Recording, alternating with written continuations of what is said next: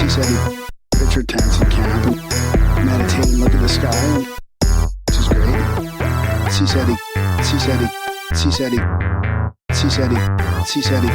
said he dark sky with the new moon, right? Picture tents and camp. And we call it Seaseti.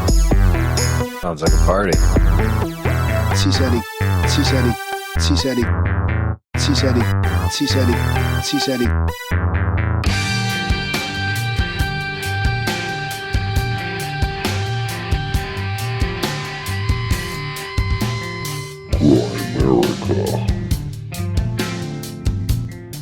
That book changed my life and really helped complete the process of reaching manhood and helped me guarantee my path towards self-actualization.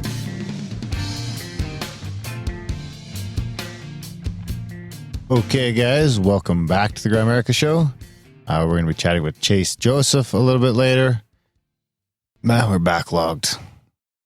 We're going to have to do something about that. Let's take a look at that. Anyway, yeah, it's a great chat with Chase. Before we get into that, of course, we got Graham. I almost got killed in D&D Dunlop. What?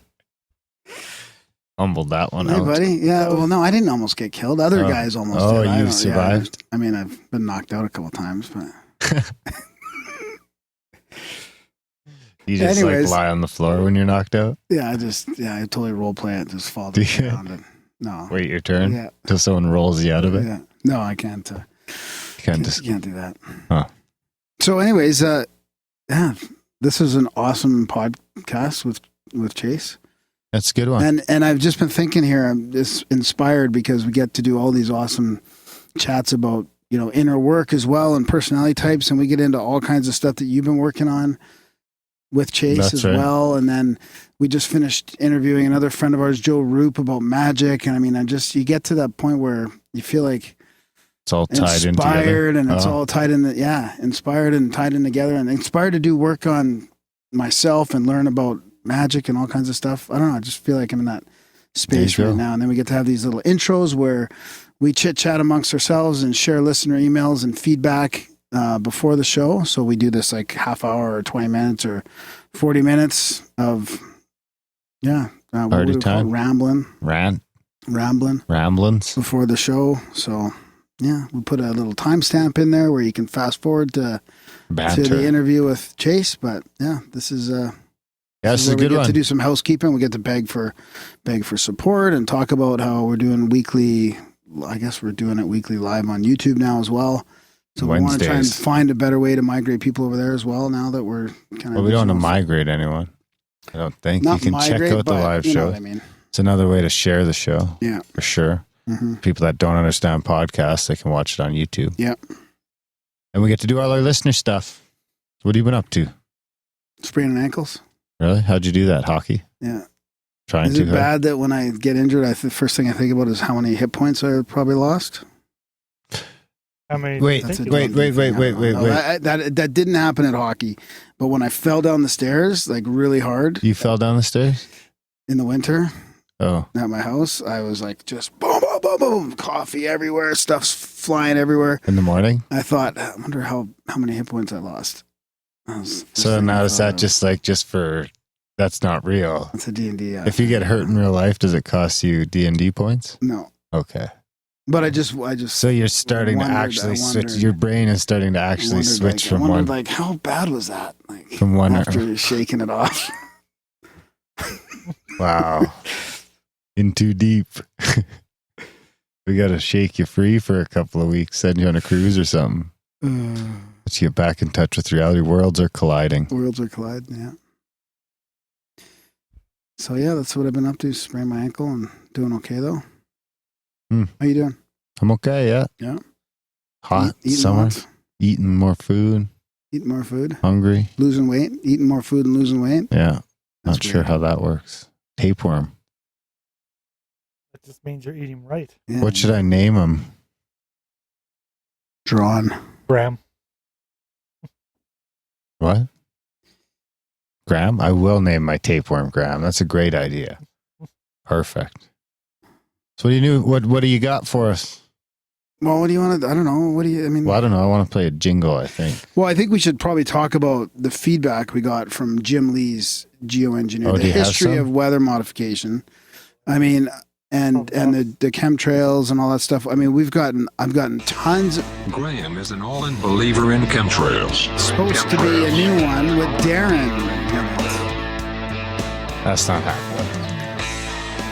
You know that's You know not what? I should have happening. posted it on Instagram. I haven't even done that yet. I don't think so. Do you have any feedback about the episode? I mean, I've heard That a was lot. great. I've heard a lot of people say it's one of the best episodes on that subject and that we've done. I haven't got any feedback like that, but I haven't been. You get most of the feedback. Everyone really liked it, though. I haven't got any negative feedback. That was great. Jim did a good job of switching me around to, figuring there's something going on there. It's pretty hard to refute. Yeah, he definitely had some really good, some actual.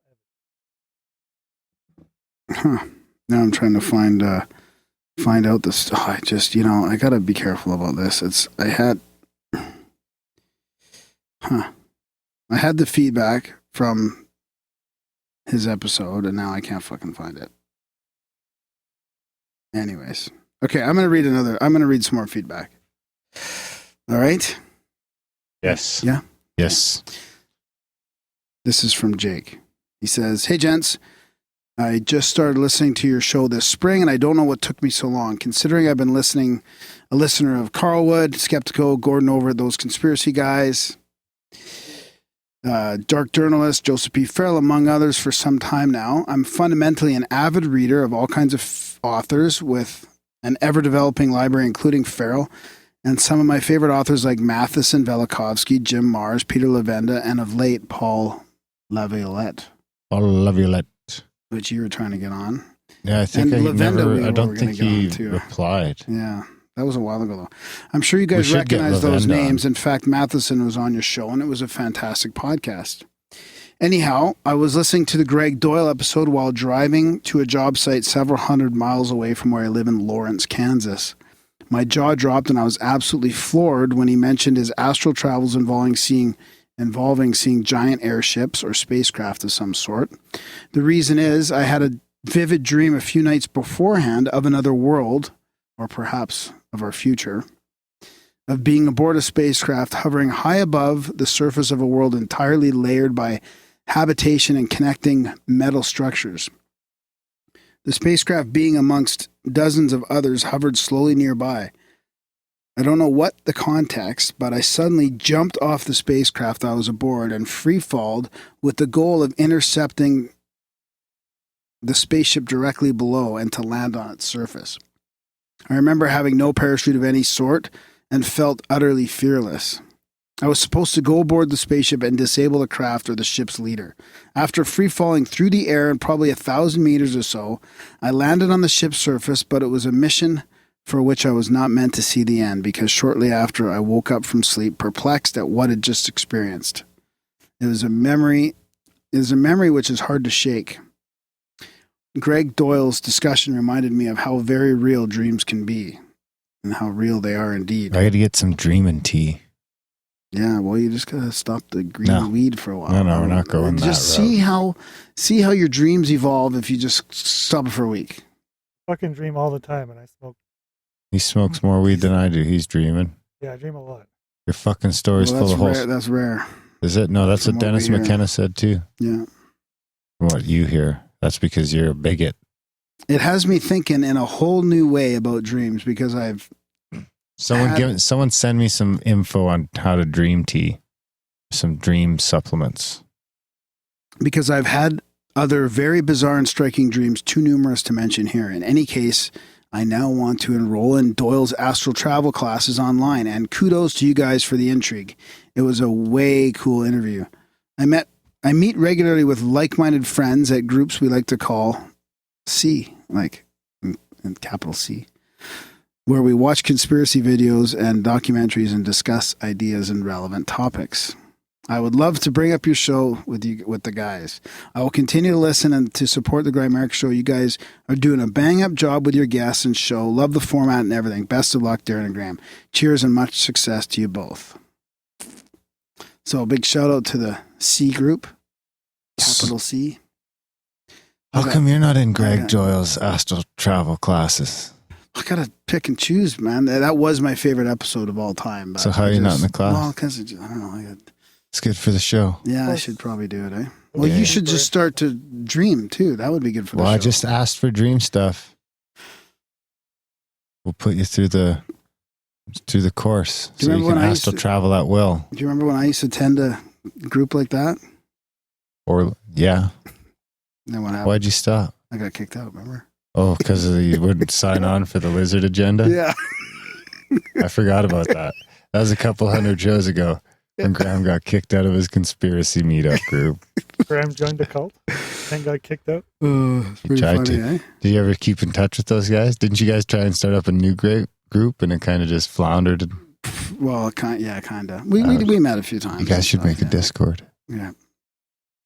Don't let that other guy in that kicked you out. Or will you let him in?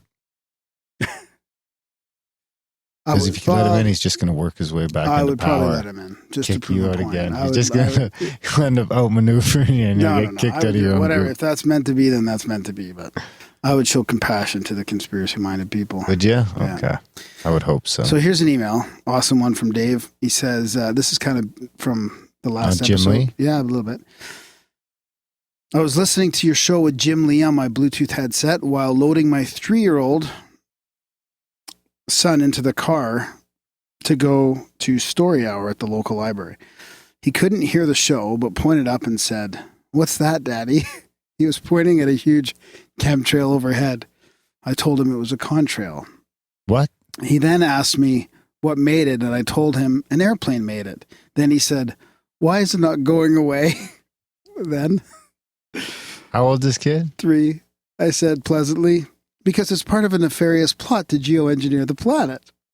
He seemed to ponder that one for the next 10 minutes or so, then went on to tell me a story about the duck-faced river monster. Don't know where that came from. Anyhow, love your show, and that particular one was perhaps one of the best ever. I just sold some of my sheep. When the check clears, some portion of it will go to supporting all your hard work. I'd be lost without you guys. Dave. Hey, thanks, Dave. Thanks, Dave. Awesome email. Send us some wool sweaters. Yeah. That's where wool comes from. Why is it not going away, Daddy? Because. Wow, that kid is woke. Yeah. 3. Woke at 3. Got anything else? I can keep going here. Keep doing more Jim Lee feedback. I got some YouTubes, I think. Not a lot, though. I was actually surprised because I figured it was going to be a high comment episode. Yeah, well, it was. I just don't know where the comments are. I'm trying to find them in my email or they're somewhere else. But anyways. We got absolutely fantastic discussion, which shows that an average person doesn't need a degree, just the desire to do the research on subjects that interest them. I've shared this with many friends who are sitting on the fence. They now find themselves on their ass. Thank you, Grimerica. That's a good one. As usual, better than all the competition. Excellent show. That's from our buddy Nick N, who frequents the chats. I don't always want to just read... positive feedback? Do you have some negative feedback? Well, no, but this is more positive feedback too. No, I mean, like sometimes it's just good to read like sightings and stuff like that. I did have an orange orb sighting I wanted to find. Here it is right here. Okay, so this is from Thomas. Do you want to play the UFO sighting jingle or no? So we don't have... Oh, God. We just saw our first UFO. The beginning is awesome. It's like kept saying, what is that? What is that? And it wasn't until after the events happened and it disappeared to the south in the darkness that we went inside. We stayed outside for a couple seconds, then we went inside. And she sat on the couch, and I went to the bar, and I sit on a stool, and I took my glasses off, and we stared at each other for 5, 10, 15 minutes, who knows? And I got up, and I wanted to go back outside, and as I grabbed the door, I looked my wife right in the eye, And I said, we just saw our first UFO. Never mind. And she looked at me back and she goes, I know, I know, I know, I know, I know, I know, I know. All right, this is from Thomas. Hey, Darren and Graham. I wanted to share an experience I had 2 years ago concerning the orange orbs. This is probably Terry Ray? Yeah, this is going back to that one. Wow. One of my favorite UFO episodes of Terry Ray. You just have so many favorites. I think it was around 60. Episode 60. No, not that far back, you think? It was before numbers. Really? Mhm. Was it? Wow. I've listened to your episode on the orange orb since having this experience, but it never occurred to me that that's what I saw until last week. I had just considered it an orange UFO, which it was, but I guess it ties to the greater orange orb phenomena. It was really a comfortable summer evening. I was living with my girlfriend in northern Toronto, where she was renting an apartment in an elderly lady house. I had been wanting to try and meditate, and I finally felt like I could just shut my mind down. I usually spend my summers mostly nude because of the heat and my general comfort. And the backyard where we were staying at was quite private and no one could see in. It was dusk. I stepped outside, while nude, to meditate in the amazing weather. After some time, I had visions, but they were too fleeting to recall. After this happened, I tried summoning a UFO. As I stood outside, I spread my arms and thought, I am here. I am here. I want to see you. That's like what you did. Almost. It's okay. You can show yourself. Just then, I saw a bright flash that flew just out of my line of vision. I saw about 45 degrees of the sky from my vantage point. I continued with the powerful thoughts, and a little while later, I saw these two orange objects, which I would have described as paper airplanes, whiz across the sky super fast. Faster than any plane or anything man could have flown. One of these objects remained at a constant speed, and the other one accelerated quite quickly past it and out of vision. Past it? What an experience. I haven't really tried summoning in that way since. I also wanted to share a song I recorded with my new synth about 8 years ago when I was my second year at college. Maybe you can use it somewhere. If not, I hope you enjoy it anyhow. Keep up the good work. You guys are changing the world. Wow. Couple of years at a time. I don't think we're changing the world. Maybe our little corner of it, tiny. Maybe just people feeling comfortable to share those experiences. And the more we talk about it, the more people feel comfortable. True that. True that. You ever worry about creating an echo chamber? Nah. I think I'm more worried not about there a cult. yet. Yeah, I could, Yeah, that's fair. That's the worst. What else you got, buddy? Nothing? What do you want? End the show? More? All right, let's go with We're only at 17 minutes. Darren and Graham are going deep. Off Guard. It's a profound UFO quote of the week. I was going to play the biohack one. Ooh. Words to ponder and Just forced me into something. Yeah, I was going to try it, but It's a We can do that. profound UFO Too late now. quote of the week. why don't you sing into the mic? I did. Oh. So this is a profound UFO quote of the week. We heard the material was coming to right field. It was brought into our material evaluation labs. I don't know how it arrived, but the boys who tested it said it was very unusual. And that was Brigadier General Arthur E. Was Exxon. it space weed? No, it's crash material from Roswell. How do you know? obviously. Well, Obviously. Obviously. Okay. Okay, I'll read another one right above it here, right above it. After the plane from Roswell arrived with the material, I had asked the base commander to personally transport it in a B-26 to Major General McMullen in Washington, D.C. The entire operation was conducted under the strictest secrecy. The weather balloon explanation of the material was a cover story to divert the attention of the press. And that was from Brigadier General Thomas DeBose, commanding officer of Wright-Patterson Air Force Base. Affidavit. 2009, January 16th. Oh, sorry. September 16th, September 16th, 2001. Ooh. So there you So go. it's like a couple days after 9/11. 5. Yeah. Maybe he just Distraction. No, he just thought, fuck this shit. After 9/11, I'm going to sign an affidavit on what happened to me at Wright-Patterson Air Force Base. Before I get took the fuck out. There you have it. So where's he?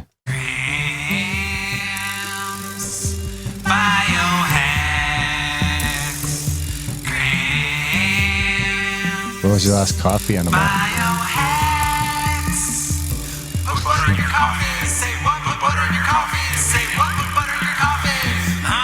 What's that? Biohack? We actually had. I have a patch on my sprained ankle. It's a peptide patch. Who is it? Yeah. Eat it. I think it's BP 157 or BP 197. It's got a whole bunch of amino acids and peptides in there to heal. So I just Does it work? Is that pretty good for pulling one out of my, Out of your shoe? Yeah. And there was also coconut oil in the coffee. Yeah. Does that count? Does that count as butter? Yeah. I think it's the same idea. No, it's not. It's no, not. Butter and coconut oil is the proper way to do it. Really? Yeah. Well, I had both. Did you? I had ghee and coconut oil. So you're a couple years behind me, but you're trying the bulletproof coffee. How you liking it? I stopped. It's too expensive.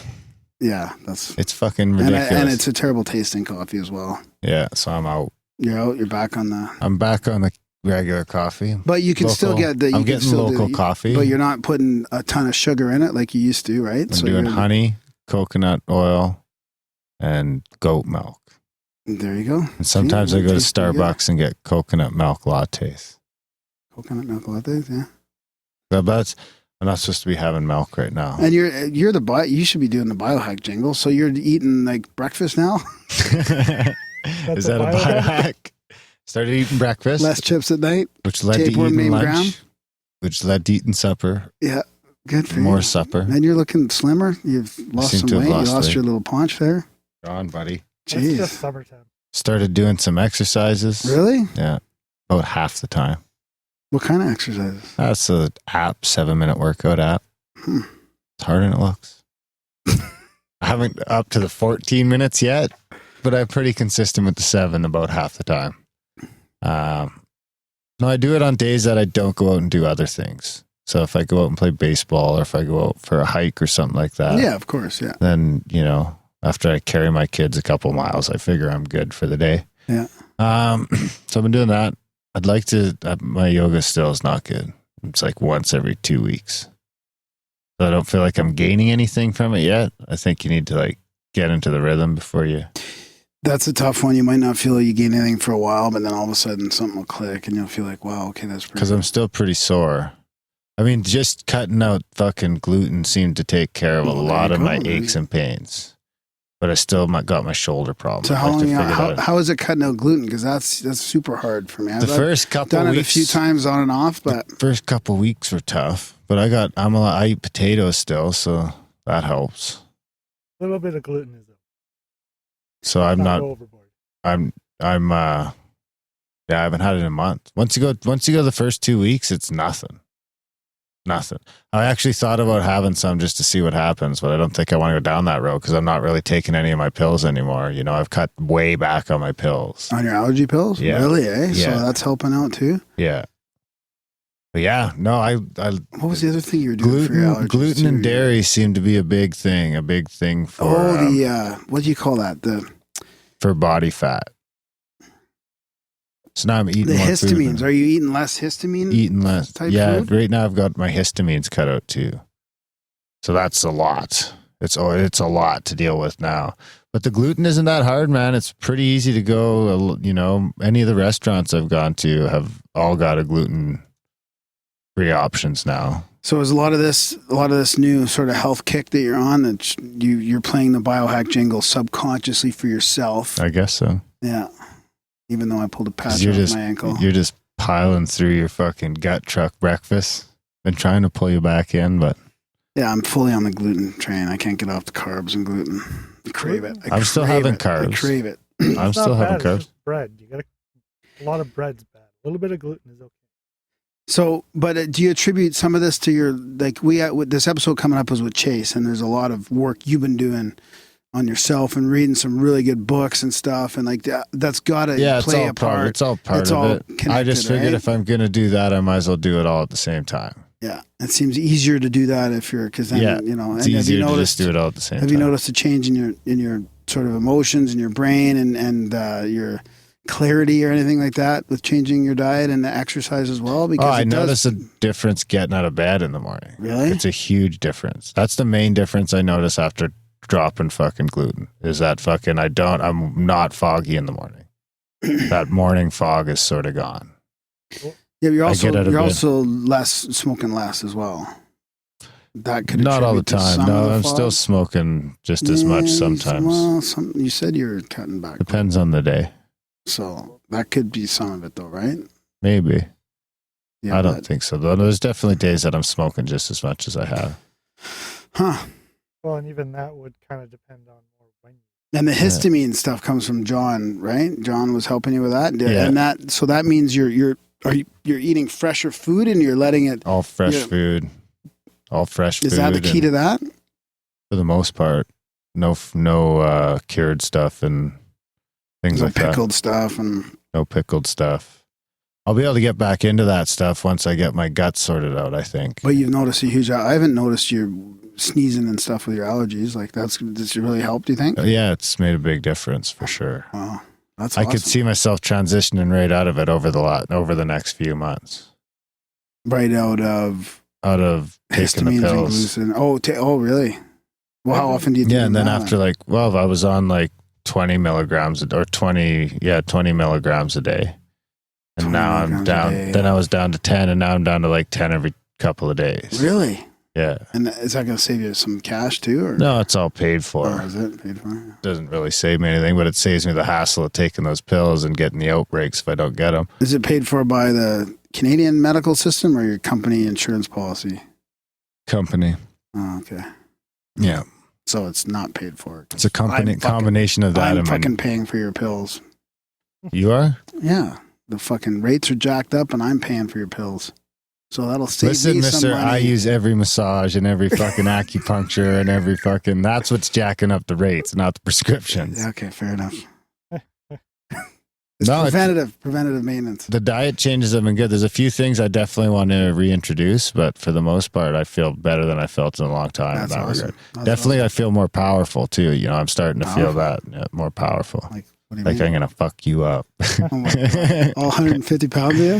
160. 160. Yeah. So dairy and bread. That's when I hit the. That's when I'll start hitting the gym. That'll be next. And look out. And I'll get the steroids. Get crazy. What else you got? Synchro? We could wrap it up. Yeah, that's about it. I mean, I do have. I got one more. I got one more recent email that's pretty cool. From an older couple that I would like to read, and then we'll call it an intro. Okay, let's hear it. Hi, Graham. I hope it's okay. I don't. Sometimes I ask people if it's okay to read, and this one I haven't. But I've got some other cool emails that I'll save that'll be sort of more appropriate for other episodes. All right. Hi, Graham. I hope to do two things in this email. Number one, introduce myself as a listener. Number two, say thanks for the show. I'm 68 years old, live in Donna, Texas with my wife of 45 years, Deborah. We have 3 children and 4 grandchildren. We retired in 2007. I was a maintenance electrician in a cigarette factory. My wife was a neonatal intensive care nurse, and we became RVers a couple years before I retired in anticipation of hitting the road. We did it which we did with a vengeance. Full time. We spent a year traveling and seeing the sights, family on the West Coast, etc., before deciding to slow down somewhat by taking short-term jobs as a couple. It's termed we're camping. Now this is what we should do. Let's just fucking go RV and work camp and podcast. Okay. And play D&D. No. You lost it. You can go play D&D. All you need is an internet connection. We can work camp. Yeah. Well, I don't know exactly what it is, but so because generally an RV site is provided by your employer. Oh, okay. So you just, it's like almost like you're working kibbutzing. at camps. Almost like kibbutzing in a way. Working at camp. Lots of fun, lots of work depending on what you're doing. I could go on, but fast forward to today. If you're podcasting, you just go wherever the fuck you want. That's Wherever right. there's Wi-Fi. I hope they don't mind the swearing. But my wife is suffering from chronic back pain, and our days of working as a couple are on hold until she's feeling better. I have to take a job in the interim and working as a gate guard in the Texas oil fields. My shifts are 12 hours, 6 a.m. to 6 p.m. I can work as many days as I wish before taking a day off. Since I'm too far from home to commute, I work a block consisting of a few weeks and then take several days off. I'm able to spend my time waiting for someone to check in and check out through the gate on the internet, which is where I found your site, which leads me to item number 2. Thanks.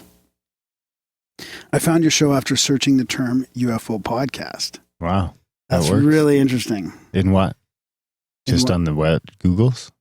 Well, yes, probably, because it says I was able to listen without the effort to install a player of any type. I found this helpful. When I chose my first archived interview, I chose Rick Smith. Rick Smith. Who's that? I'm not sure. Rick, you gotta search that. I think maybe he's talking about the. I wonder which one it is. That's funny. I thought about that too. I was like, which one's Rick Smith? Anyways, the most pleasant surprise was the amount of time and how you spent this time prior to the interview. I felt as if I was helping out with a couple of good friends. Interesting people, each with their own worldview. The banter was lighthearted, poking fun at one another back and forth. I liked the tone of the podcast, talk of the igloo, etc. Out of space. Oh, he's out of space. Like literally out of space in the email. So let me get to the next one. We've had Rick Strassman, Rick Simpson, Rick Dyer, and Rick Delano on the show. Ooh. No Rick Smith. Maybe Dave he was, Smith? Richard Smith? No, that was Dave Bryan, wasn't it? Richard Smith? Dick Smith? Richard Parker. I liked the jingles. It took some attention to understand them completely, and when you did, there was always a laugh involved. Each segment, such as Synchros and UFO Quote of the Day, offered something not found on other podcasts, something I really enjoyed. But the clincher was when I listened to the interview, both your demeanors changed. No longer just joking around, but delving into the subject matter with keen insights and questions for the guest. Rick Smith. Next, I chose the black secret budget. episode. Next, I chose the black budget release, Randall Carlton. Who's Randall Carlton? I'm just kidding. Randall Carlson. Another I'm quality just guest. kidding. Another quality guest. Another quality interview. About this time, I realized I was a Grimerican. I wanted to support the show. I have since given you boys a like on Facebook specifically for the Jim Lee interview. Well, thank you. That's where the other one came from. In my comment, I stated I am proud to support Darren and Graham. My current PayPal amount is set for the minimum, but I will be upping it in the very near future. I hope all this sounds like thanks, for that is what I set out to say. Your friend, Ken in Texas. Hey, thanks, Ken. That's an awesome email. Big shout out to our viewers and the work campers out there. Ken P? Yeah. That's who sent us the story. And we have some mail. You're not going to do your little P.O. box jingle? Oh, I don't have it on the soundboard. Oh, you don't have it on soundboard. So Darren's opening some physical mail. It is always cool to get physical mail. emails and also physical mail and Greenback. and some greenbacks in there. I like how you Americans actually just email cash or mail cash. And we have a dear. What's so funny? Dear Daryl and Graham. Dear Daryl and Graham, congratulations on a fun and informative podcast. I'm enclosing a small donation along with a copy of Numbers Game, a short story I have written. My hope is that you will read it aloud during one of your shows. Sincerely, Ken.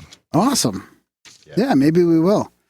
Maybe we'll save Once it for you the. Stop calling me Daryl. Maybe we'll save it for the black budget when we do the essay reading and stuff, because we do want to do some shows like that where we just do some reading and interrupt each other and stuff. We think that'll be fun. I'll read it and we'll see. If it's short, it might be just good for an intro. True. Word up. There you have it. Check out Grimerica.ca/support, guys, like Ken did, and sign up for weekly, monthly, or yearly today. Even if it is for the lowest amount, it still helps. And it helps us keep the lights on, pay the bills, and replace our ever-breaking cords. Yeah, totally. gas. We couldn't do it. Gear acquisition syndrome. We can put Graham into Greg Doyle school. Get this guy fucking astral traveling. Yeah, we couldn't do it. We didn't start out thinking we'd ever need support, but that's what it's come to, really. And we do appreciate it. We do appreciate it. Remember, I said I'm never going to ask for it. Like, we got to ask for support. So we try to get past the 1% the amount, right? That's I mean, we like some shows. They get pretty good 5-10%, which is that's really good. That's but right. we're just hoping 1-3% of people maybe donate a couple bucks and help us out. That's right. And then we do like a separate black budget feed, which you don't have to pay for, but any one-time donation or any monthly recurring will get you access to that. That's right. Darren sends out a personal email for that. Personally. There's not. What I mean is, it's not automated. It's not automated. You're not going to get a hello or a thanks though. He'll just send you the fucking. It's just links. a copy paste. It's just a copy. There's paste, a thanks in there, but I see it. If you want a personalized thanks, then you got to send it to Graham. Send it to Grimerica.com. It seriously does help though, guys, and it is probably about every 1 in 150 that take the time to sign up and support the show. So if you can do it, it makes you pretty special. Yeah, I think that's about it. Yeah. I think that's about it, guys. Enjoy the chat with Chase. Yeah.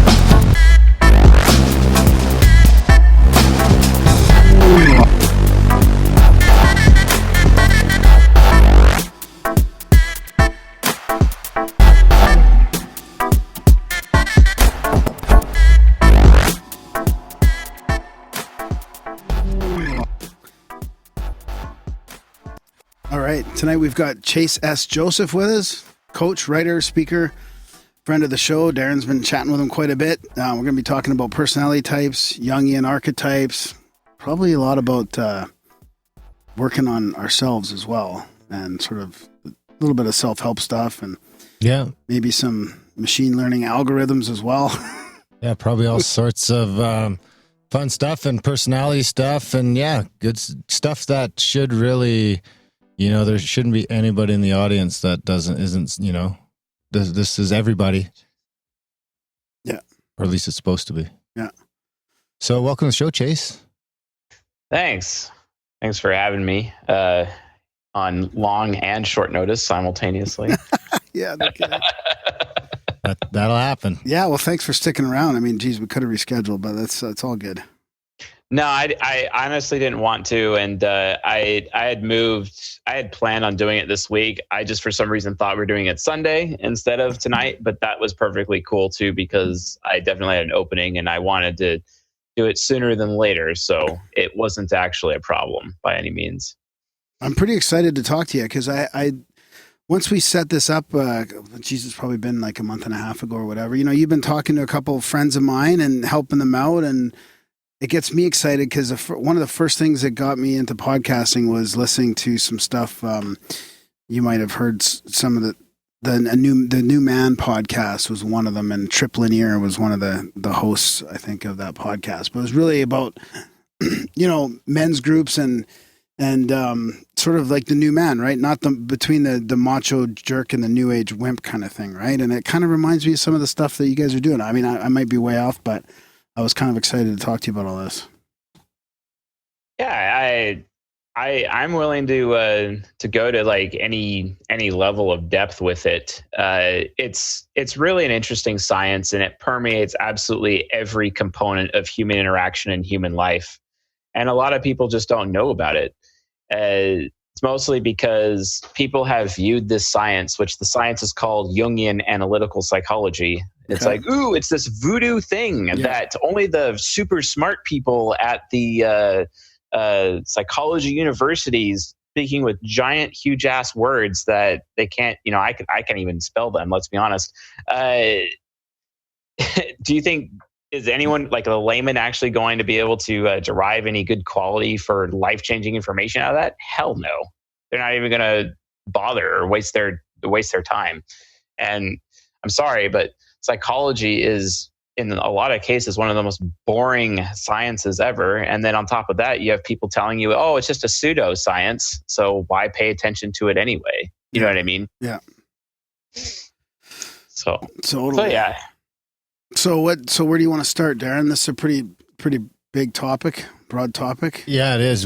I think we should just kind of maybe give a quick breakdown on what exactly, because I mean, I really got drawn into the personality type thing right off the bat. So if we could maybe give a quick rundown of sort of where that comes from and what that sort of means, I guess, in a real quick sort of condensed version, so we can expand on it. And when you say personality type, is this like Myers-Briggs kind of stuff, or more of a Jungian thing, or is it a hybrid?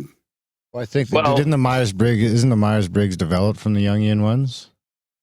It is. And in fact, actually, contrary to popular belief, the MBTI or Myers-Briggs type indicator is literally just a test.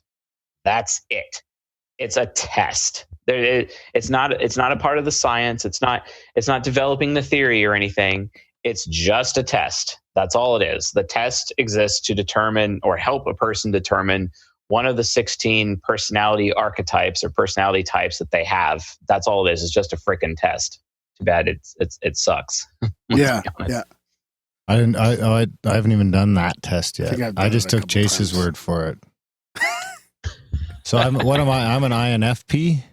Yeah, that's right. INFP, also known as the dreamer, super moral, has their own little internal dreamland. They're call it idealistic world that they want to bring into reality, because that's a better place to go to, because reality sucks that much. And sometimes when you're daydreaming your ideal world, it would be nice if you could take some components of your ideal world and bring it into this reality, because reality just sucks, especially to INFPs, because they're like, really? Do I have to live in this reality? This sucks. Why can't pigs fly? Why can't cars go back in time? Why can't this truck, as an additional fuel tank, have perfectly ice cold Coca-Cola available to me at all times? The sky's the limit in the dreamer dreamland, basically, in that regard. But that's just one of the 16 archetypes. But your archetype, it's fantastic. It has some of the highest, it's tied for highest moral awareness.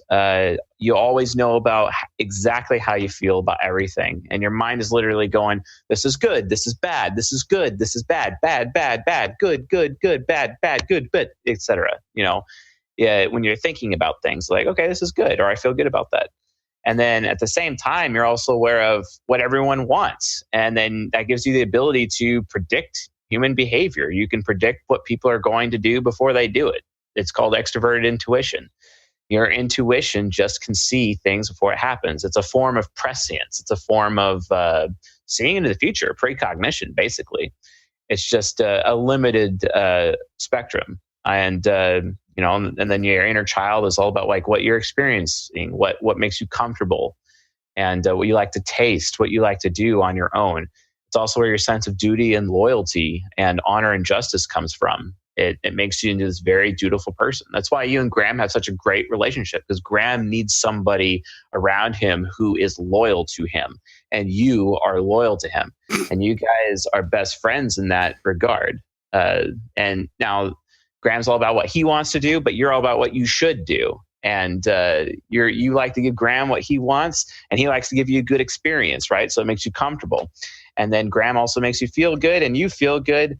But you're always asking Graham what his thoughts are, and like, hey man, what do you think about this, etc. Do you think this is a good thing? And then Graham's like, no, I don't think that. No, that's bullshit. Let's not even do that. Or yeah, sure, man. Actually, I was thinking about that the other day, and if you do it this way, and then Graham can go into the mechanics, and you're like, okay, yeah, that makes sense. I feel good about that. Sure, I'll go ahead and do it, and then you're comfortable doing it, and then it happens. Or Graham's about to make a decision himself, and he's like, how do you feel about this? And you're like, dude, no, I wouldn't do that. I mean, if you do that, this bad thing's going to happen, then this bad thing's going to happen, then this bad thing's going to happen. And it's like, what the hell? So then you have that opportunity to warn him, and he's like, okay, yeah, you're right. I don't want to do that. I'm not going to do that anymore. Sorry, guys. No, thanks. Good point. I'm not going to do that. So that's just kind of how your guys' interaction goes. Graham being a more mentor-like person, always got to show you something, and you're like, yeah, you like to be shown things, but you also give Graham the freedom that he needs to do what he wants, right? And he lives in the moment that way, right? So, and it's good for you, because people who live in the moment, they're more mechanically aware. They're aware of the physics, they're aware of like how things just innately work, but from your point of view, you're more of the metaphysics, because Graham's like, well, what is? I mean, this is a water bottle, what is, it has dimensions, it has height, weight. It is a Flaska. I just got mine in the mail last night. Did you? It is. Yep. It is dope. I blame John Brisson. Me too. Yeah. I ordered it on John's thing, and I'm brushing my teeth with fucking powder. It fucking takes a half an hour now. I thought 2 minutes was tough. You're pulling with coconut oil. So God Darren, bless does that John Brisson? Yeah. Does that feel like are you going around going good, bad, good? Like, does that feel like you all this like sometimes this extroverted intuition and all that? The dreamer stuff definitely does. Yeah. And then a lot of there's some negative aspects to it too, and a lot of those seem to line up with me a little better too as well. Yeah, it definitely.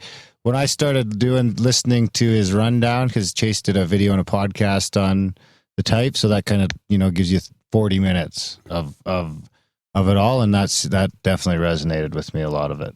Yeah. So that's it's not just that. Chase also got me into some books and some stuff that has really started to make a major impact on my life. Yeah. And I'm only like 25% through the book. So. Yeah. Yeah, no, that's awesome. And I love how you guys sort of trying to figure out our dynamic and all that, and how, so did you guys think about how, I don't care about our dynamic. Are we different types that work well together then? Or, because some people say that we have a really interesting dynamic, but I mean, I only met Darren a year before the podcast. Like a year before the podcast, probably. Tops. Like we became fairly good friends, and we do have something special on the show, I think, but I don't know why that is, or I didn't really ever think about the types of people we are, and how we interact. But I mean, that is definitely something we hear all the time, is we've got this weird chemistry, and none of that was planned. Like, no. If we could write that, then we'd be writing stuff. Well, you guys actually have highest compatibility in the same way that John and Titus at fixyourgut.com have highest compatibility. You guys have highest compatibility too, because Graham is like the mentor, and then you're the dreamer. What this means is that, so here, let me give you like a basic rundown of how that actually mechanically works. So, imagine a skeleton, right? And then you take out of the skeleton, and you just have the skull and the spine, basically. Okay. And that has the mind and the nervous system with it. That's basically a sperm, right? And that is the sperm. And then like the nervous system coming out from the sperm basically is the male contribution, the masculine contribution to the egg, right? And then the egg is basically the rest of the body. And so the skull and skeletal structure with the nervous system is actually a radio. It's a radio where the mind is able to tune into 8 different spectrum at any given time. And 4 of those spectrum are for decision making, and the other 4 of those spectrums for perceptions or gathering information, right? We call those, Jung called them cognitive senses, but nowadays, like colloquially or contemporarily, we call it cognitive functions. So functionally speaking, with the cognitive functions, everyone's mind has these 8 different spectrum that they tune into, and everyone is able to tune into the same 8 spectrums. The difference is that some of them are able to tune into other spectrums better than others, right? But it's all balanced. So, for example, we'll just use this as an example. Darren's head has 100 frames a second of morality hitting his head, whereas you, Graham, you have 100 frames a second of ethics hitting your head, basically. So you're aware of the collective value judgment. You walk into a room, Graham, and you're like, you just know how everyone's feeling. You just know, and you always spot that one guy who's just not feeling that good, and you feel compelled to go talk to that guy, and she'd be like, bro, what's up? And the guy tells you a story, and you're like, well, but if you did it this way, wouldn't it be better? And he's like, oh yeah, man, that's a really good idea. I didn't even think of that. Good point. And then all of a sudden he's happy with the rest of the event, and it was as if nothing happened. That's just one example, of what people could be aware of. So the eight cognitive functions are the spectrum they go in. So how does that work with your guys' minds? So for example, Darren is aware of how he feels, but Graham is aware of how Darren feels. Okay, cool. That works. And then Graham is aware of what he wants, and Darren is aware of what Graham wants. Graham is aware of what Darren is doing or the experience he's having. Graham is always aware of when Darren is comfortable or uncomfortable. That's why Graham seeks to make Darren more comfortable, right? Graham is always aware of what he thinks.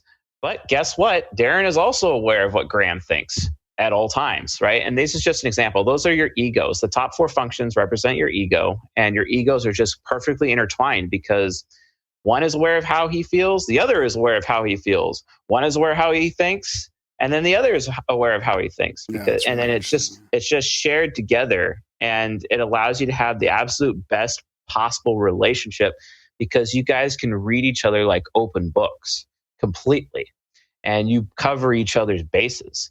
Darren's more safety oriented, and can provide warnings and to the gotchas that is coming in Graham's direction, and Graham is more free and able to handle physics and mechanics a lot more, and can provide advice to Darren to fix those mechanical issues, like maybe if a car broke down, for example, or switching out something with a light and whatnot. Or anything that had to use tools, etc. Those options are there, and it can happen. Oh, here's another good point. Graham is one of the most forgetful people in the world, and Darren remembers everything. You might have this opposite there. I don't know. Yeah, really? On that one, yeah. And the mechanical thing as well.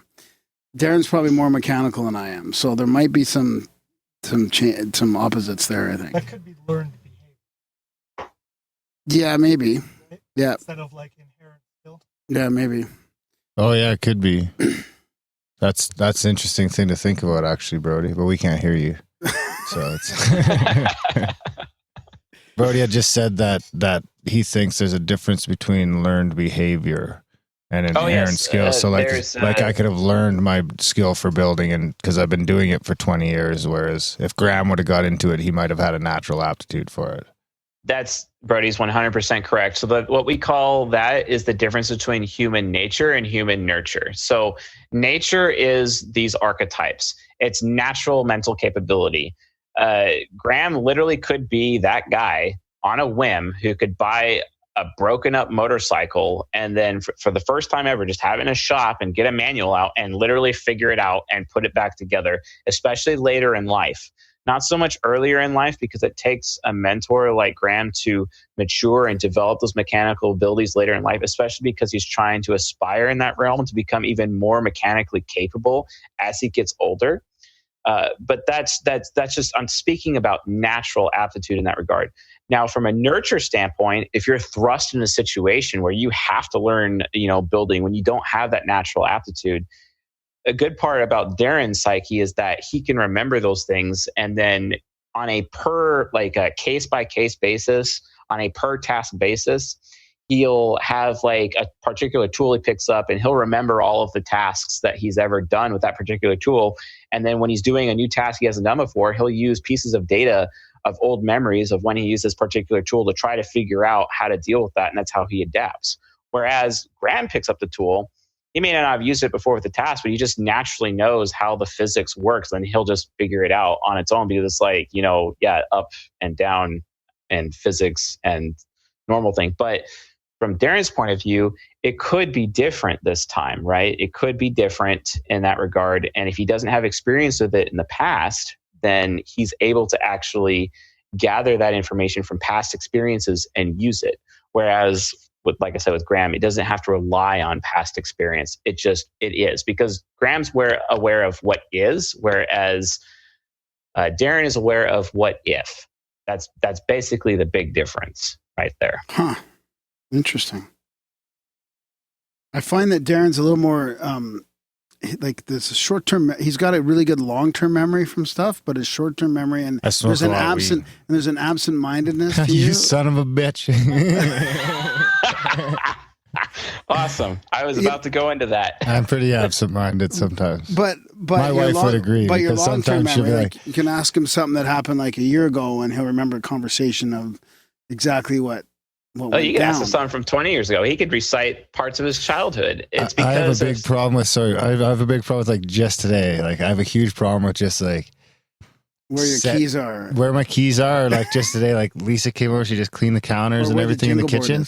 And I just like set a bunch of trash there, and I'm just fucking forget. When I set it down, seriously, in my head, I'm like, I'm just setting this here for a second, and I'm going to come right back, and I'm going to deal with it. But then, like, poof, I'm gone. Yeah. All the time. Keys, wallet, passport, everything, anything that's important. Don't lose that. That's what it really seems like. And then, like, honestly, the day before I left to the States, I lost my wallet fucking 8 times.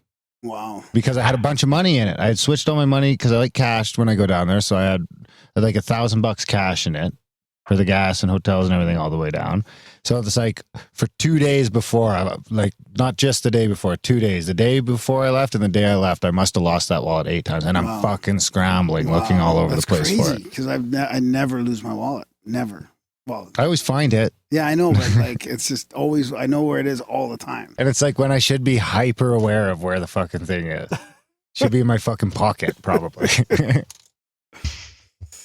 So what you guys are noticing is the difference between extroverted sensing and introverted sensing. So introverted sensing is what Darren has, and that gives a person super long-term memory access. They have this gigantic hard drive, and everything is written in a hard drive. But if you're an introverted sensor, you lack random access memory, or RAM, in a computer, right? And RAM is short-term memory, which Graham has short-term memory in spades.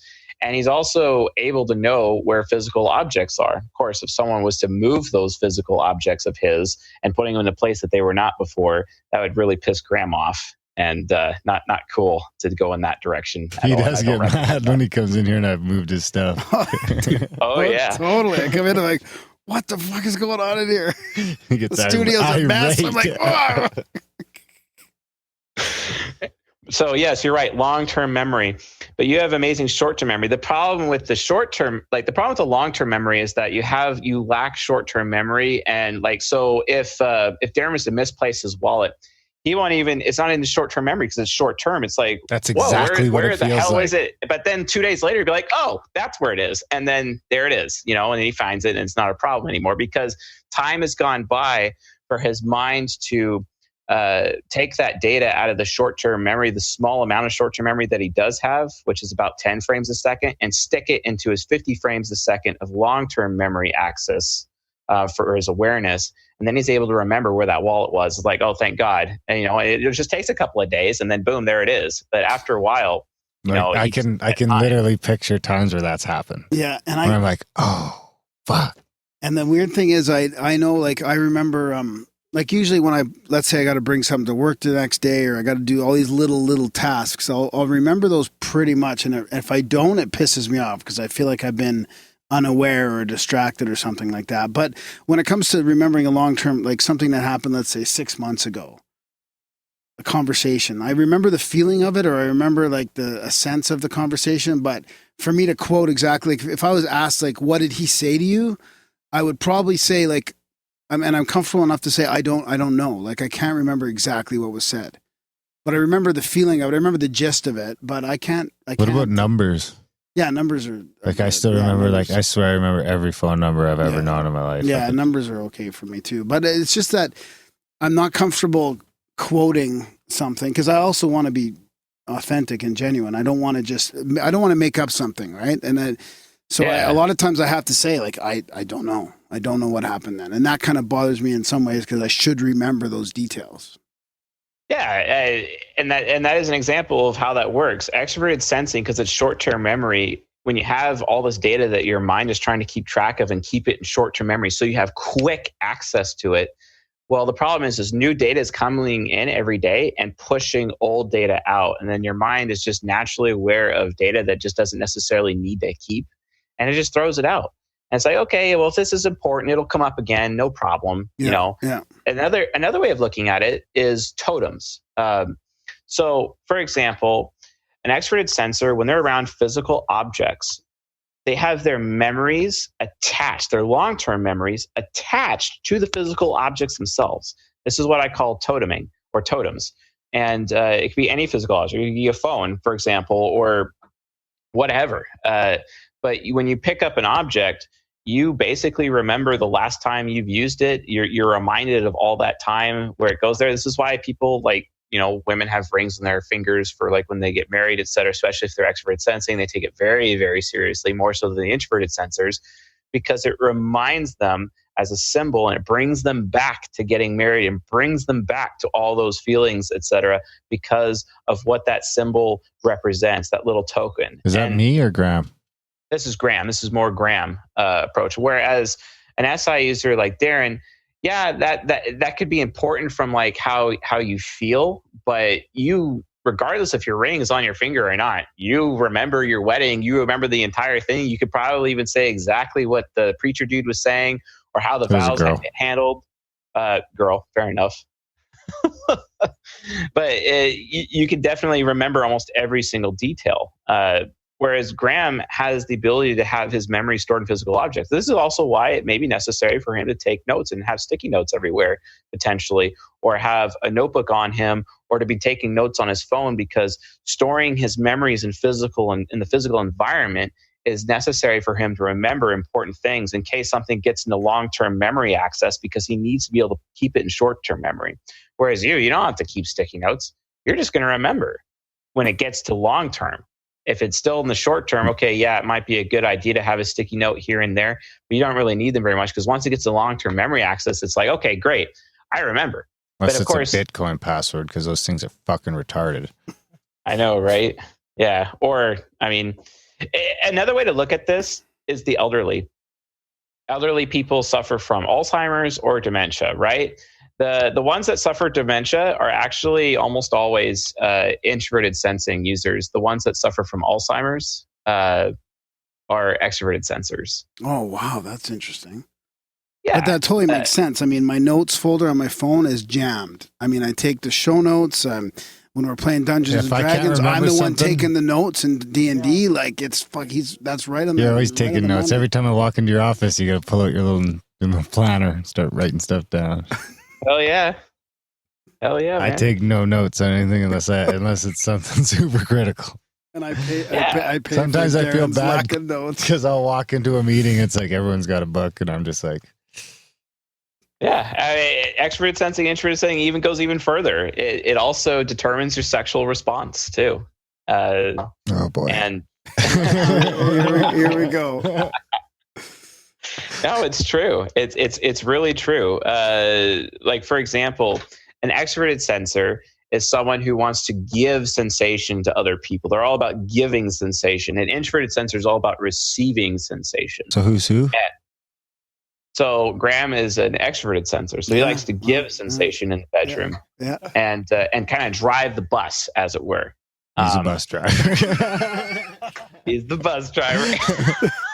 Oh man, that came out wrong. Yeah, That's going to be a soundbite. And then He's not the bus driver over here, okay? And He's you're- driving a different bus. and you're the not one this that needs bus. to feel it. Yeah, that makes sense too. Easy, bud. Yeah. You're not helping. Yeah, and predominantly people are this way with their sensing functions, and it goes even deeper, like when you get to the intuitive functions, because Graham's like, well, I want to do this, like, although Graham, to be fair, is very responsible with what he wants, he's just not going to let himself want things. But when he wants things, he's spent a lot of time thinking about it. He's very much more responsible. But this also causes Graham to be very critical of other people with what they want, because he's like, well, I'm really responsible with what I want and what I desire and what I allow myself to buy or do or make decisions on based on what I want. But I see everyone else out there is super irresponsible. And it's like, why do these people want to do this? They're stupid. Like, come on. Like, hello? Why are you wanting this? And then it causes Graham to be critical in this way. And that it can even go deeper than that too. Graham could end up being like looking at others, and he's at risk of jumping to conclusions sometimes about their intentions, because you could mistake their intentions and then make decisions based on mistaking their intentions, what can backfire on him socially if he's not careful. But luckily, he verifies with people and is able to, like, okay, hold on, I need to verify that's true first before I jump to a conclusion. Yeah. And as Graham gets older, he's able to do that.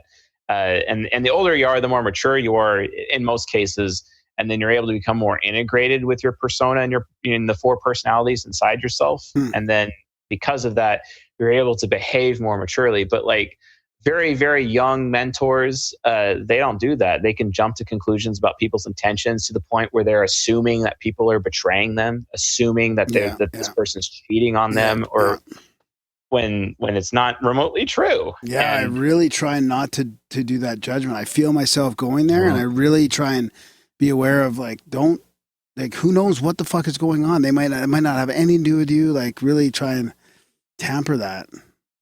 It's always got something to do with you, man. Never does. It never does.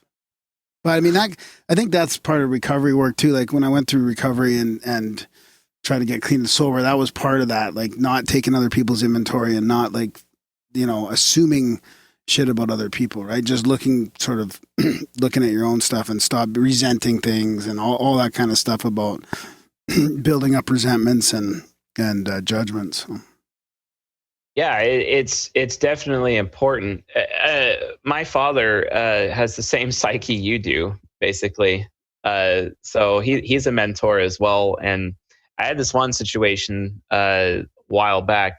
There's this kid that he knew in church, and he got addicted to drugs and destroyed his family, and it was horrible. And 20 years later, the kid was completely cleaned up. Everything was great. And he's like, I really want to talk to your dad. I really want to talk to your dad. I'm like, okay, yeah, sure. I'll talk to my dad about it. And then I talked to my dad about it. I'm like, hey, Dad, that guy, if you remember a long time ago, well, he's back and he wants to talk to you. He's like, I don't want to talk to that guy. I'm like, what do you mean? The point is I'm trying to make is that mentors have a hard time with letting people change. And because when the mentor thinks of a person, they remember exactly right back to how that person was, decades ago, and how that was a horrible experience, and how they're hurting other people, making people feel bad, being unethical, being super selfish and depraved, and how they just don't want to have anything to do that. And being near that person just brings them back to that. And there's like this little emotional trauma that comes with it. And they just want to have anything to do that. So they have to cut themselves off completely. Which, because mentors are aware that, sages do this worse. They're the INFJ, but the ENFJ has a little bit. But mentors are aware that if they're around bad people, they'll start to mirror those people. So the mentor has to make sure that those that they are around are good people, because they do not want to put themselves at risk of being corrupted by bad people around them. That's right? Interesting. So are you saying that? So I'm this mentor type, and what is that? The ENFP? Is that what it is? The ENFJ. ENFJ. Okay. Yeah. The J for jackass. And then what are you? You're the INFP, Darren. You're what are you? The dreamer. The dreamer. Dream both. He's the dreamer that doesn't dream. Like dream while he sleeps. Like, I've been dreaming a little. he's a daydreamer. We'll call him that. Yeah, There you go. Joseph of many colors. Just get him a coat of many colors. That's all you need to do. We promise not to sell you in slavery. We promise. Really? That's awesome. So what else? Can you talk about some more of your stuff that you've been? My stuff? Yeah. I've just been reading books. And they've been good for you? Yeah, they've been pretty influential. I mean, I took it and ran with it with some other people I know, and kind of, I've been spreading, especially the one book. I've given that book to probably like 8 different people now. The No More Mr. Nice Guy book. Oh yeah, that's life changing. Oh, absolutely dude. life changing. I mean, I'm not going to get into any of the details here, but that book set in motion some pretty profound shit that happened over the last 4 weeks for sure. Yeah. Stuff that I didn't see happening. And so, Wow. we can talk about some of the details of that privately, but stuff that I didn't see happening in my lifetime, let alone kind of all sort of happening at once. And it was a pretty crazy month. And then I drove fucking 3,000 miles and listened to music and had some time to fucking reflect on it all. Yeah. I that book changed my life and really helped complete the process of reaching manhood and helped me guarantee my path towards self-actualization. I basically have a rule, like if you're male, you read this book. And I also tell women too, oh, by the way, you should probably read this book because it gives the women tools with which to hold their men accountable. And it can be actually really healthy for the women. But also I've noticed that women that read this book actually end up developing humility that causes them to become more respectful, right? Yeah. Because a woman being respectful is super important for a relationship. Why is that? Well, it's because it's never good enough for a woman to say, I love you to a man. Like never. It's not good enough. Why is that? Well, it's because women have this problem where they can love just about any jackass on the street, right? So because of that problem, men like to be preferred. They like to be regarded. They like to be honored, supported, loved, and supported. And that is the definition of respect. Hammering that one home, man. Love is inclusive in the definition of respect. That's why love is not good enough. So it's more powerful for a woman to say to a man, I respect you, right? So you give me like a Victoria's Secret model, she's naked on my bed, 9 out of 10 beauty, whatever, but she's arrogant. I'm going to throw her out, like straight up, get out of my house. And, not even give her time to dress, just throw her out because she is disrespectful. A beautiful woman, sure, is a woman who has physical beauty, sure, and she's pretty and all, and that's fantastic. But a beautiful woman is the one who's got that plus the respectfulness. Respectfulness goes a long way. Respectfulness in reality is actually what endears men. It's what really brings men to women, is that respectfulness. And that's why you see, these men who are like super highly esteemed, they got the nobility going, they got their manhood going, they got it, all that. But you see them with this woman, it's like, why are you with that woman? It's because she's probably the most respectful woman he's ever met. That's why they're together. And she is giving him what he needs because men are seeking that respectful woman, and if there's ladies listening to this, if you're having a hard time in your relationships with men, either the men are man children. Of course, then again, why are you with man children? Because shouldn't you have personal standards and personal boundaries to keep you away from those man children? But if they're not man children, you're still having problems with them, maybe it's because you're disrespectful, and I would challenge you to find out. And if you need to figure out how to be not disrespectful anymore, the only way to do that is to humble yourself. I mean, it takes a lot of humility for a woman to go to the gym, right? Women have this problem where they're constantly judging each other all the time, especially at the gym. Because men look at life as this big pie and we're just trying to get our slice. But women look at life as this big pie. Well, why do you get that slice? You know what I mean? It's this competition they always have with each other and they're about to tear each other apart. And it's especially difficult at the gym because you got all the skinny bitches everywhere, right? And then you got all, and they're all judging all the fat chicks coming in, trying to better themselves and whatnot. But it takes a lot of humility for a woman to humble herself and go to the gym because she recognizes that she's not all that in a bag of chips. And it definitely sets her on the road to respectability. And I'm just using the gym as one particular example. Yeah. So what can guys do to gain the respect of women, though? Because, I mean, a lot of women are going to put that on their guys and say, well, he doesn't deserve my respect, or he's acting this way, or he's doing this and that. So... Awesome. Yes. So there is a path. Well, man-children is huge. It's a problem in society right now. Like, if you had to put a percentage on man-children, what would you put it at? Oh, shoot. 8 out of 10? Jesus Christ. Holy. I mean, that's kind of what I was thinking. Yeah. 7 to 8 out of 10. I don't really hear that term very much. Can you explain a man-child? So, a man-child is a man who consumes more than he produces. A man-child is a man who does not, who is of age. Okay, so he's of legal age, 18 years old, right? Who does not have a job, does not have his transportation, does not have his own place. Okay, that automatically qualifies you for man-child instantly. It just that. On top of being unhealthy, on top of not having proper financial management. On top of not having their priorities straight, living by the FIS, which is faith, family, fitness, finance, and friends. Faith being faith in oneself, not necessarily a belief system. Right. Family, taking care of the family, which, if a man has babies with a woman, even in an illicit relationship, but is not taking responsibility to be a father, he's a man-child, for example. You know what I mean? I'm sorry, but fatherlessness is the biggest disease that, other than ignorance, that plagues first world culture. And this is why I do this, is specifically to put a stop to fatherlessness. I am so tired of little boys not knowing their fathers. I'm so tired of it. And it's really what is destroying our culture. It is destroying everything. So I have to work backwards. Okay, how do I solve that problem? Well, working backwards. The answer to the problem is to create mature masculine men of the mature masculine. So to answer your question, how does a man become respectable? Because a woman's got to be respectful, and that's fantastic.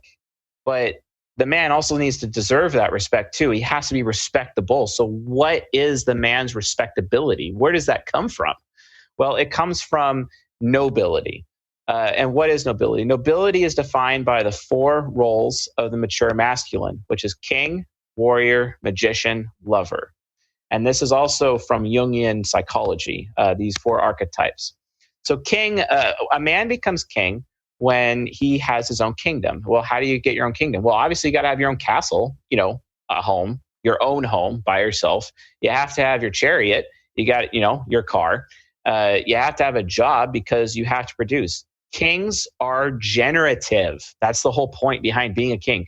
You are generative. You are producing more than you consume. This means you can take on subjects like a queen and children, and potentially being a patriarch of her family because all the men in her family are screwed up, right? How many times has that happened when mature masculine men are taking over the man patriarch role of their women's families because her brothers don't have any of that figured out, or much less her father, and if her grandfather's still alive, you know what I mean? It's just not even there, right? So king is first and foremost. Once you establish king, you've started your path towards manhood. This is why I tell young boys who are high school age, don't go to college. Don't even do that. Focus on getting a job. And this has become a meme actually amongst my audience, but get a forklift license. It costs only $200 and like 4 days of class and a test that they won't let you leave until you pass it. Okay. Then you're instantly hireable, and you're making, at least most places in the States, $15 an hour for the first year. And then after a year, you can get hired on at Amazon and get $22 an hour plus benefits as a 19-year-old.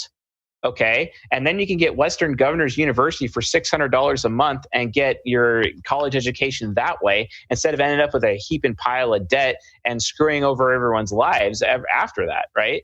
So then, that seems like a wiser decision to me, but no, we need to send people to Berkeley and get charged $150,000 a year. Awesome. But king, you have to produce more than you consume, because then you are generative, because that's what kings do. And then you could take on subjects. Warrior is what you need to protect your kingdom. So financial management, right? And also health. You have to be eating clean. Organic, non-GMO is the standard that I preach to people. And then I also tell them, maybe you should go to the gym.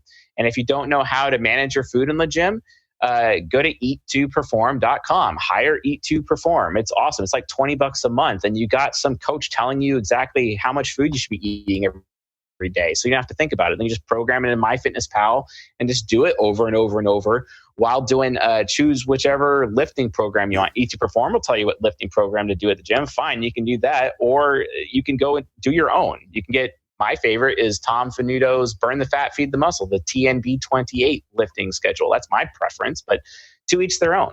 The point is that the man is focused on staying healthy, because if you don't have your health, you got nothing. Because if you don't have your health, you can't be a king anyway, because you're not generative, because you're too busy sucking off the government hit at that point, because you need the benefits to keep your health up, because your health has gone to shit. Like, come on. Magician, the third archetype of men's respectability, is all about teaching other men to become kings and warriors. That's really all it is raising up other men into the mature masculine, raising up other men into maturity and becoming real men and shedding their man-child. The boy has to die so the man can be alive. And that is the magician. That was the role of the shaman in ancient times with very tribal communities. That was the shaman's job, very transcendentalist. But the whole point is to initiate young boys into manhood so they can be generative for their tribe, for their society. That's the whole point behind magician. And then magician ends up collecting the ultimate resource, which is wisdom. Wisdom is the most important, most precious substance in all of existence. Because if you have wisdom, you can have anything. You can have anything you want if you have wisdom. But wisdom comes from suffering, right? And all of that suffering that you had to do to get to king and warrior has built up wisdom within you. And that's why you're able to use it as the magician, confer it upon your fellow men, raise them up into the mature masculine. And then once you have those three archetypes, you become the lover. And it's not just your relationship with a woman, it's enjoying life in general, like imagining what it's like to be an ant because you're appreciating ants, or going to a Froyo bar, or watching Deadpool 2 in the movie theater by yourself because you're taking yourself out on a date and caring about what you want for once. Lover, that's what lover is all about. If a man is doing these four archetypes of mature masculine, he is noble, he has nobility, and he is respectable. And if a woman doesn't respect him after all of that, throw her in the dumpster and move on and find someone who will. That's as easy as I could say it at that point. But to be honest, women are not dumb. They'll be like, oh yeah, I am so attracted to that respectable man right now. He's going places. And, they're going to hop on that hayride and never let go, So that's kind of how it works from that regard. But how does a man reach those four archetypes? It's just one simple thing. And it comes from John Milton's Paradise Lost. There's a scene in there where they're in the Garden of Eden, and it's before the fall of man. And God sends an angel down to go warn Adam that the devil is coming. And the angel shows up at Adam and Eve's place, and they sit down, at a table or whatever, and they're having a conversation. Adam's asking the angel, well, how does the moon work? How does the sun work? Scientific questions. And Eve just gets bored out of her head. She's so bored. So then she just leaves. Yeah, I'm going to go be in the garden because I'm bored out of my mind. And as soon as she leaves and shuts the door, Adam turns, looks at the angel. He's like, bro, isn't she smoking hot? I am so tapping that ass. And let me tell you, the angel's like repulsed. He's like, dude, really? Wow. You do realize the cows do it. Is it that important to you? You do realize that if you keep carrying on like that, Mr. Adam, that your wife, Eve, will never respect you. And then Adam freaks out and he's like, oh, Mr. Angel, please help me out. How do I solve that problem? And the angel looks at Adam straight square in the face and eye contact and says, hey, well, all you have to do, Adam, is esteem yourself and never cease. If a man focuses on esteeming himself, he will naturally reach king, warrior, magician, lover all on his own, as long as he is esteeming himself and never stops esteeming. Why is it when people graduate from college, they stop growing? It's all about personal growth. It's about constant, forever personal growth. Yeah. It's all about esteeming yourself. So is And that what esteeming means then? Is it what do you mean by esteeming? Like like building self-esteem in a way, or or building self-value, self-worth, achievement, accomplishment, authenticity, or reaching new heights and levels, challenging yourself. One way that I've esteemed myself is learn a foreign language. Another way that I've esteemed myself is try to hike Yosemite, the most difficult hikes you could possibly do at Yosemite. Additional ways of esteeming myself. I have a certification test tomorrow, for example, that I've been studying for a while. I'm just constantly focused on self-improvement and building myself up, which naturally builds up my nobility, which naturally builds up my respectability, which makes me attractive to women. That is the answer to the question, what attracts women to men? The answer is nobility, which is the respectability, the level of respectability a man has. That is what they find attractive. It's not about muscles, or confidence. It's not about that, because women, women want their men to be beautiful, but not as much as they want their men to be noble. And sure, men like their women to be noble, but not as much as they like them to be beautiful. It's primary versus secondary. It's a yin and yang. That makes up the attraction. Do a lot of relationships fall apart because the woman's fooled by the man at first, and then they, later on realizes that he's just a man child, and she loses respect for him? Like, is that one of the main things that kind of happens? It seems like. Well, that can happen, but a lot of the times, actually, what I've seen and a lot of people that I've coached, it actually comes down to when a man was noble, but he stopped esteeming himself. And then he started losing that respectability. She started losing respect for him. And then because of that, the relationship fell apart, because as soon as there's a lack of respect, he becomes unloving. And then the relationship just falls apart, all because he stopped esteeming himself. Or look at it this way. The woman gets in a relationship with the guy. She really loves him. It's fantastic. She's respectful. He's respectable. And then all of a sudden she desires him to worship her.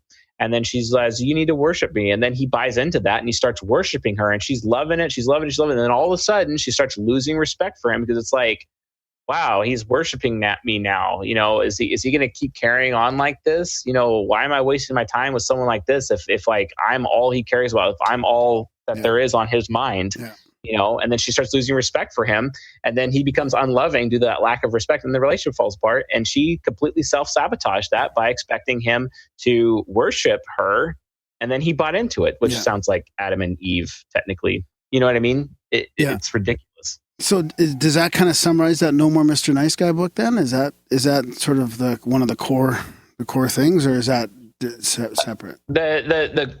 The core things about No More Mr. Nice Guy is how to get to a point where you can actually start esteeming yourself. Okay. Actually. Yeah. So it's a ton of self-reflection.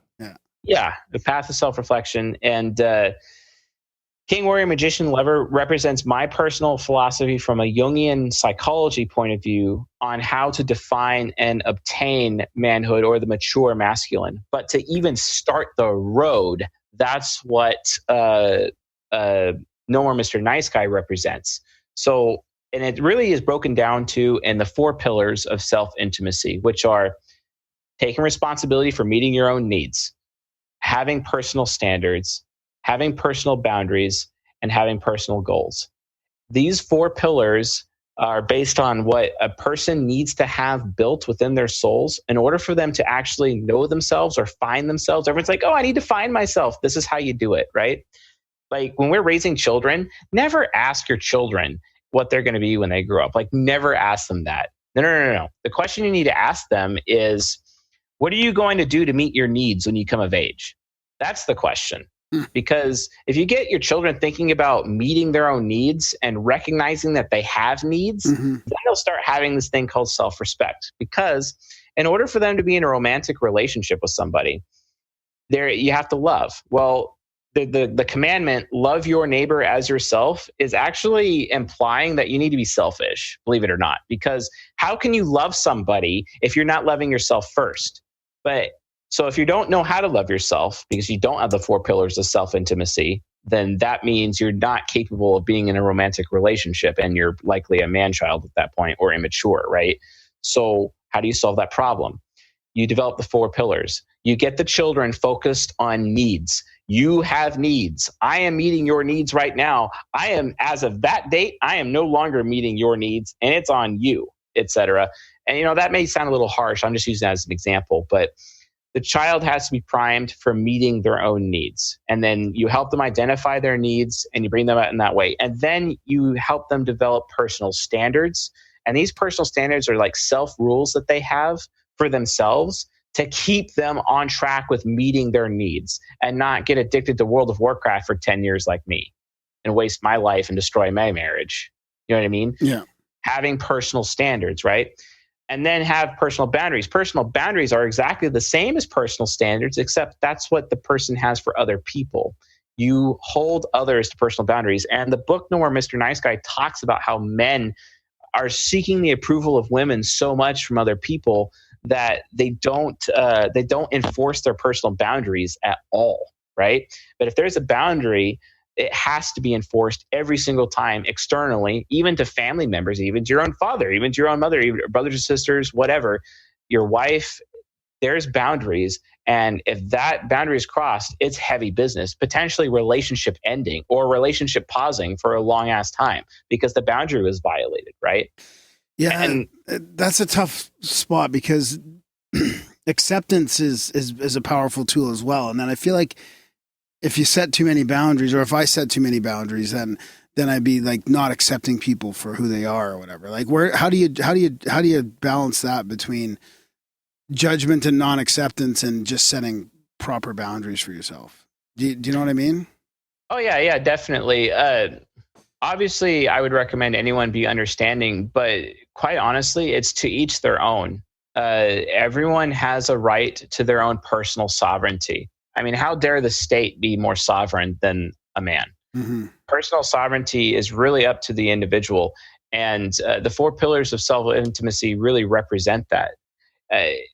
It may seem unreasonable. Like, for example, like I have some crazy personal boundaries that I have set with other people in my life. Like, for example, I've told, like my current relationship, considering to get married and whatnot. And, okay, great. Well, we can do that, but I have these boundaries around that. And I have these goals that have to be met first, instead of like the whole, well, why can't you love me now?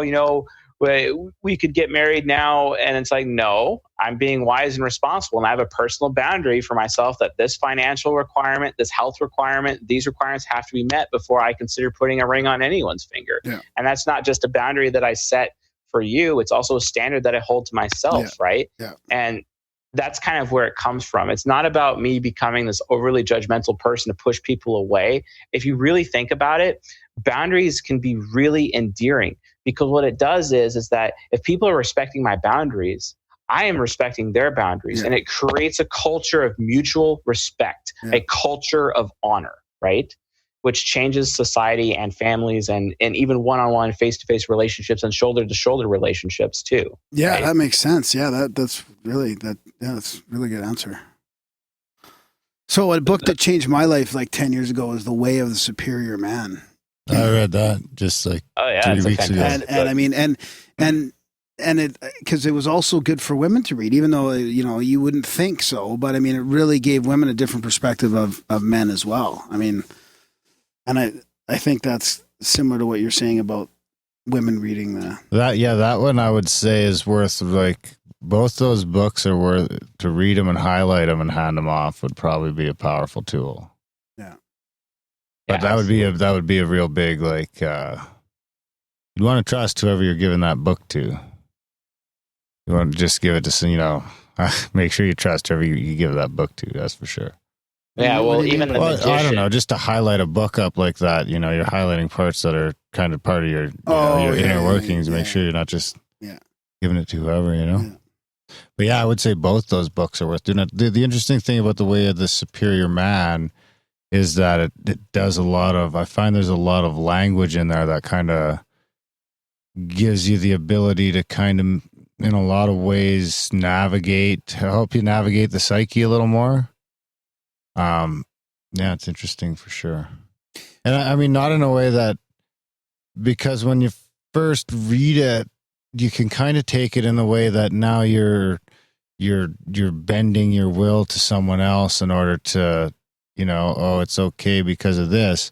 But when you actually take those principles and apply them, it's more, it's a lot more like, when you apply those principles, you don't feel like that. You can actually feel the way it's intended, which was, it's pretty powerful because, I mean, yeah, it's interesting because you're feeling pissed off at first anyway, or in whatever the thing is. But once you learn to start seeing things from a different perspective, then all of a sudden, you don't even, it dissipates. Those triggers kind of dissipate till they're non-existent. And, then you're like, well, that was never even a thing, Yeah. or whatever that may be. Yeah. It helps you just really understand, like some people talk about, looking at themselves outside of themselves and just kind of like being an observer instead of, just internalizing everything and try to see the third party point of view of oneself.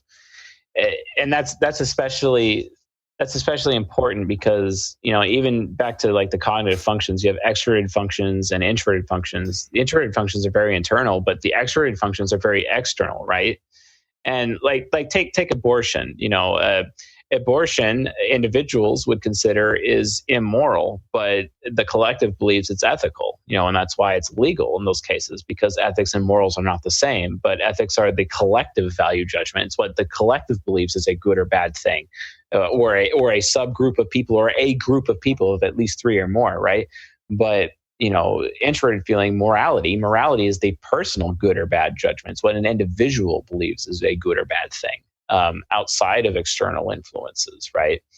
And navigating that, these books really give you the tools to do that, to help develop your manhood in a way that makes sense and in a way that's actually constructive instead of destructive, which, like I said, is necessary if we're going to put a stop to the fatherless generation that we keep producing over and over and over. Yeah.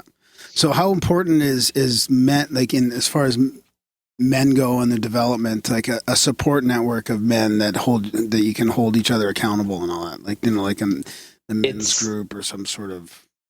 It's absolutely critical. And even outside of a support group standpoint, men need to have relationships with fellow men, real men, mature masculine men. They have to have those relationships because it allows those men to be kept honest. It allows those men to hold each other accountable, and they'll do that naturally. Like I got a Discord server. We got John and some of the other guys there, and we are constantly holding each other accountable all the time. And that's anywhere from work or our businesses or our relationships with our wives or even our own children. It's every aspect of all of our relationships and who we are as men is definitely on the table and up for discussion and up for accountability at all times. And we do this to each other consistently. And this is healthy. Why is that not really prevalent in first world culture? Well, it's because women are running every aspect of childcare. Like, where are the male teachers, for example? Well, why would there be male teachers? They're not paid very much. You know what I mean? And because of that,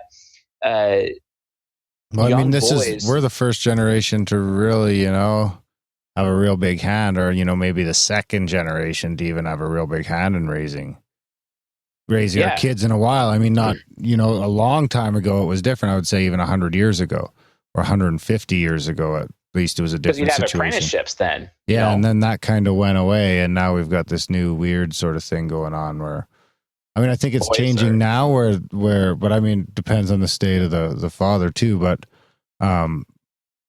we seem to be going back to the father having a bigger role in the child care anyway in the early years. Because I mean, you go back and that's it. It's just the wife stays home and raises kids. Yeah, definitely. throughout the 1900s, and in a lot of cases, the latter half of the 1800s, that was very typical. But apprenticeships, for example, all were required through the first half of the 1800s and all of the 1700s and whatnot, because you had to learn a trade. You had to learn a skill. Nowadays, it's pick your poison. What do you want to be when you grow up? And you have the thing where the child is told they can be anything they want instead of focusing on meeting their own needs. Oh, and by the way, at the same time, they're seeking the approval of women because they've been raised by women. They've been raised by women. Like, they have more exposure to women in a 24-hour day period than they do to men, especially their fathers. So what are they supposed to do? You know what I mean? Do you find that males are connecting on a superficial level more than we should? I mean, I feel like before like I learned about all this, I was connecting over sports and partying and real just like, I mean, in some ways we had pretty strong relationships, me and some of the guys over. How many of them still lasted into your sober years? There's a few, yeah. Because I had a ton of those too, but I'd probably go and think of like two that, hung around once you quit doing all that shit. Yeah. But I mean, it's different. Like when you're playing sports at a fairly competitive level, there is a real deep sort of camaraderie. Oh, like you got your back kind of stuff. But I don't think it reaches the level of what we're talking about. Like I think that to take that to a personal self-development level is a completely different thing. The goal of this is to get to the point, like, you got to think about what you were comfortable talking about your hockey buddies with. Yeah. And I mean, you want to create a space where you can go in there and say shit that you don't want to say to fucking anybody else. Yeah. And that's what I think the meaning of that group is, to go there and, talk in a lot of ways, talk to them about shit that otherwise you're not going to fucking talk to anyone else about it because you're too embarrassed about it or you're too whatever about it. Yeah. But then you've kind of got that spot. Loyal to you. Confidentiality goes a long way, and we have that expectation on our Discord with all the men that are there, and we do have some women present, but those women never interfere with the fact that it's a very masculine area for the men to grow and share things. And like I said, we'll talk about anything, but there's always this air of confidentiality, this air of accountability, and we'll even zing each other pretty hard. In some cases, we'll take it personally here and there with some of the banter that we have, but that doesn't mean anything in the end, because at the end, we all know that we have each other's back, that we are committed to each other and committed to each other's businesses, committed to each other's success, and we have a culture of honor as a result. That's something that most men don't even have, and they have a really hard time getting those male role models that they need to be able to develop the mature masculine. Because, like I said, the magician archetype is men who have got it raising up other men. There's so few magicians out there. Right. And because of that, they don't have that shaman experience that they need to get out of their boyhood and get into the manhood, because no one's shown them. So they got to band together and get it on their own. Exactly. I mean, predominantly, I had to get it on my own because your father is either absent or he's also a man-child and inept. And that's predominantly the same narrative that we see day after day in society.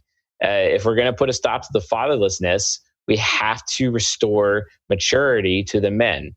And I don't care about patriarchy, and I sure as hell don't care about feminism. It's not about that. It's about restoring the mature masculine and creating sovereign men of personal sovereignty, because those men are the ones that will drive culture. Do you think those men are going to put up with the fact that our currency is being inflated to nothing, where we have to work harder and get less, less food on our table? That's not going to happen.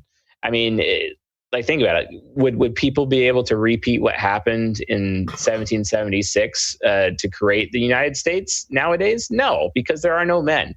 If you create real men and you return the mature masculine to a generation, it will literally change culture. It will change the world overnight, actually. And it will be a serious contender if all of a sudden all of the sheep are being rapidly converted into wolves overnight. It'll create abundance, really, because everybody will absolutely need it. Yeah. Generative. Yeah. Everyone's generative at that point.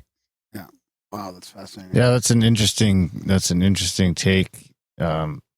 Interesting look in the mirror of problems of society, And I mean, in a lot of ways, it really aligns with what Peterson's saying too. I mean, his number one message in his new book, regardless of what a bunch of people who haven't read it have to say about it, is to fucking get your shit together, quit bitching about everybody else in the world and how unfair it is, and go fucking clean your room.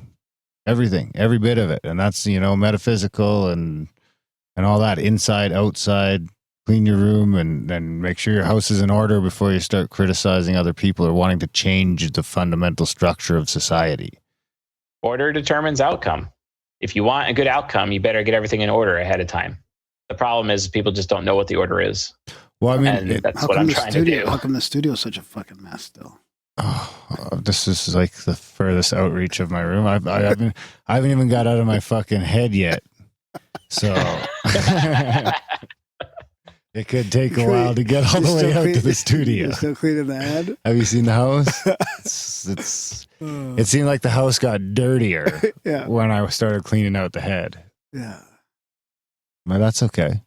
I can see it. I can see just after, reading a couple books and connecting with some people and getting some shit off my chest that's probably been on there for fucking 20 years. It's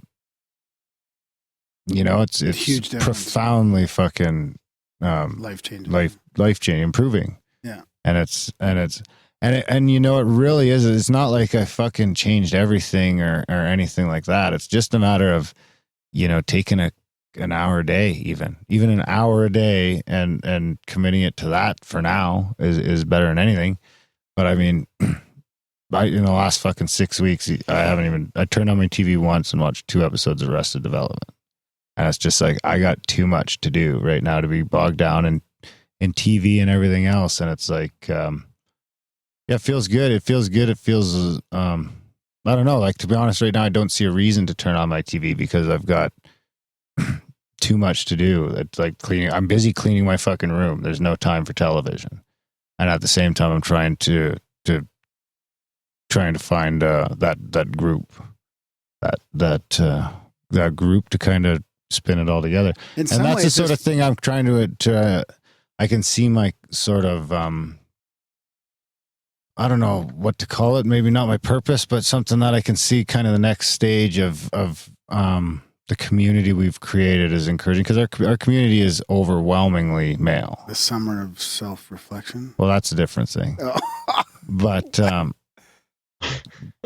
that got put in the main chat. It was never supposed to get in there. But that was supposed to be a private Discord. But I mean, I'm encouraging, because you can only fit so many people in a group. So you got to encourage other people to fucking get in your own group, man. Talk to some buddies, find some buddies that or if you, with the internet, it can be anyone, right? Find some people you resonate with, and maybe it's only 1 or 2 people for now. And, grab a book. Start with No More Mr. Nice Guy, and you got to do the activities, though. You can't just read the fucking book and you got to do those fucking activities, and you got to want to do it, and you got to mean to do it. You can't just be like, okay, I read the books, so now what? You've got to fucking read the books and want it. If you don't want to do it, if you don't want to change, if you're just doing it to, do it, then you're not going to get anything out of it. You're just going to bring down the group. I think this podcast has helped a lot, though, for us over the last 5 years. Like being able to, express ourselves in an authentic way, like in an honest way, and not being really judged. And the way I look at the podcast is because we started it out as just, like a gag, not a gag, but as a gag. Not a gag. A gag's a wrong word, but we didn't start it out to be this. We didn't start it out to have all these listeners, and we never pictured this. No. So it's not like we didn't go into it with a shtick. Well, we might have pictured it. I mean, we might have hoped. Yeah, but we didn't have a shtick. Yeah. We didn't have it like, okay, it's going to be this, this, and this. So we were able to do it very authentically, I think. Yeah. And then when you can start to get accepted for that authenticity, I think that can start that. All of a sudden you start to feel comfortable, a little more comfortable in your own skin. Yeah. And then, that can do it too. Yeah. And then people sharing their stories. But there's still a bunch of stuff I'd never mention on the fucking podcast. So like what? Don't go fuck yourself. Bus driver. Let's clean out your closet first. Bus driving, Graham. I've been cleaning mine out for a decade. I know. Dude. I'm just getting started. So your trigger was probably just getting sober. Yeah, that started all part of it. AA. Well, that was part. I mean, the 12 steps was part of it, but the treatment center I went to, and then learning all this other stuff, like just being into the spiritual stuff and self development and the way of the superior man and all. But I mean, we had those groups. Like I was in a men's group and in an AA group that was like 60 fucking solid dudes that were helping each other through sobriety. Like that was powerful shit. Getting up in front of those guys and having to talk about your story and your shit and get it out, like it was pretty powerful. So that's that kind of stuff is very similar. And then but I was into some spiritual stuff before that. Like I think that helped me get into sobriety. What is like looking at sort of like law of attraction and like Eckhart Tolle type stuff. Like I was reaching for that stuff, and then that's when everything sort of switched over. Huh. Yeah. That's interesting. Yeah, it wasn't like that. Yeah. See, the way I looked at it, the interesting thing about it is all I really, I mean, and obviously it's not just that's all you do, because it's kind of it's a mindset. So you're always doing it or trying to. But I mean, honestly, I just took the time that I was putting into my fucking social media. Yeah. And fucking put that into fucking focusing on on that every day. Because, you know, I figure if you take that time that you're spending on social media and fucking around watching TV every day, and maybe you're not, but those were my things that but it's just hard to know because social media is a part of the podcast, so you think you're working in a way for the podcast, and then it kind of takes you down. There's a line for sure. Yeah. But I mean, I deleted my Facebook and things like that. That's another one, and that's kind of what the Peterson that all started with the Peterson book, because that was kind of like. He gets you to start adding up your time that you're wasting in a day. Really? And he doesn't tell you what wasted time is. He's like, you decide on your own what's wasted time and what's not. And so I tallied up, and and he's like, pay yourself $50 an hour. And it fucking adds up quick. And you're like, holy fuck. And if you just take a fraction of that time and I was like, if you take a fraction of that time and apply it to making yourself a better person, might as well give it a whirl. Yeah. So that got me into talking to Chase and reading a couple books, and the whole sort of train got. Yeah, right on. I bought I bought the self-authoring program too. I'm only about just getting started on that. That's pretty fucking. That's good. I'm happy. Pretty crazy shit too. Yeah. See what happens. Yeah, part of the thing in the train wreck, bro. Part of the thing in the step work or whatever, just disappear. As well, and refuge recovery even is they you got to do. I mean, if you're going to follow some of the program, you got to do your own inventory, right? Like you look at your suffering and what caused your suffering, and looking at your defects of character and all that. So that sort of helped try and clean house as well, just acknowledging that and then having to say it to another person. That's right. The podcast is all a part of that, though, for sure, in a lot of ways. Yeah. Crazy to think about. Yeah. Wow. So do you want to touch on, I don't even know how much time has gone by or how much time we have left, but an hour 15.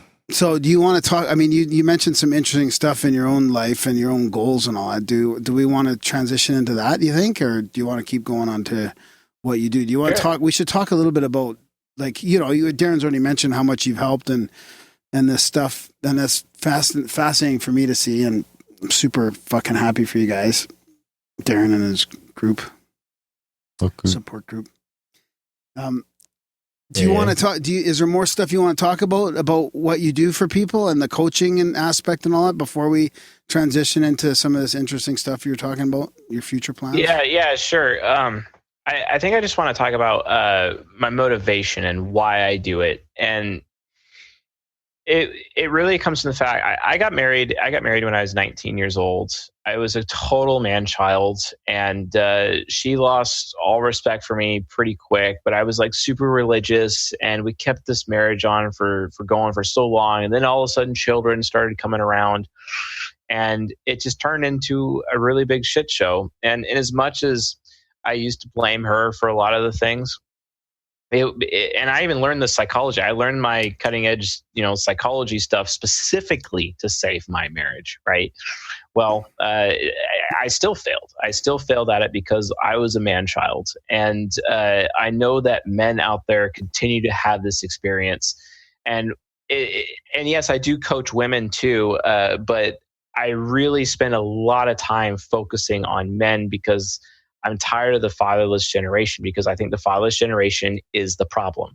If we could just turn the hearts of children to their fathers and turn the hearts of fathers to their children, society will change for the better, and we'll have men of personal sovereignty. And then we won't have the political bullshit or even the health bullshit or glyphosate and atrazine in our food, for example, all this bad crap in our society happening because men won't take it. Because men have self-respect and they have mutual respect for each other, and they would basically rise up and make changes on their own. Or they wouldn't be doing it, in the first place. There's a bunch of people that are absolutely complicit in it. Yeah, exactly. And they'll get on their soapbox, and in if that the name doesn't of work, a paycheck.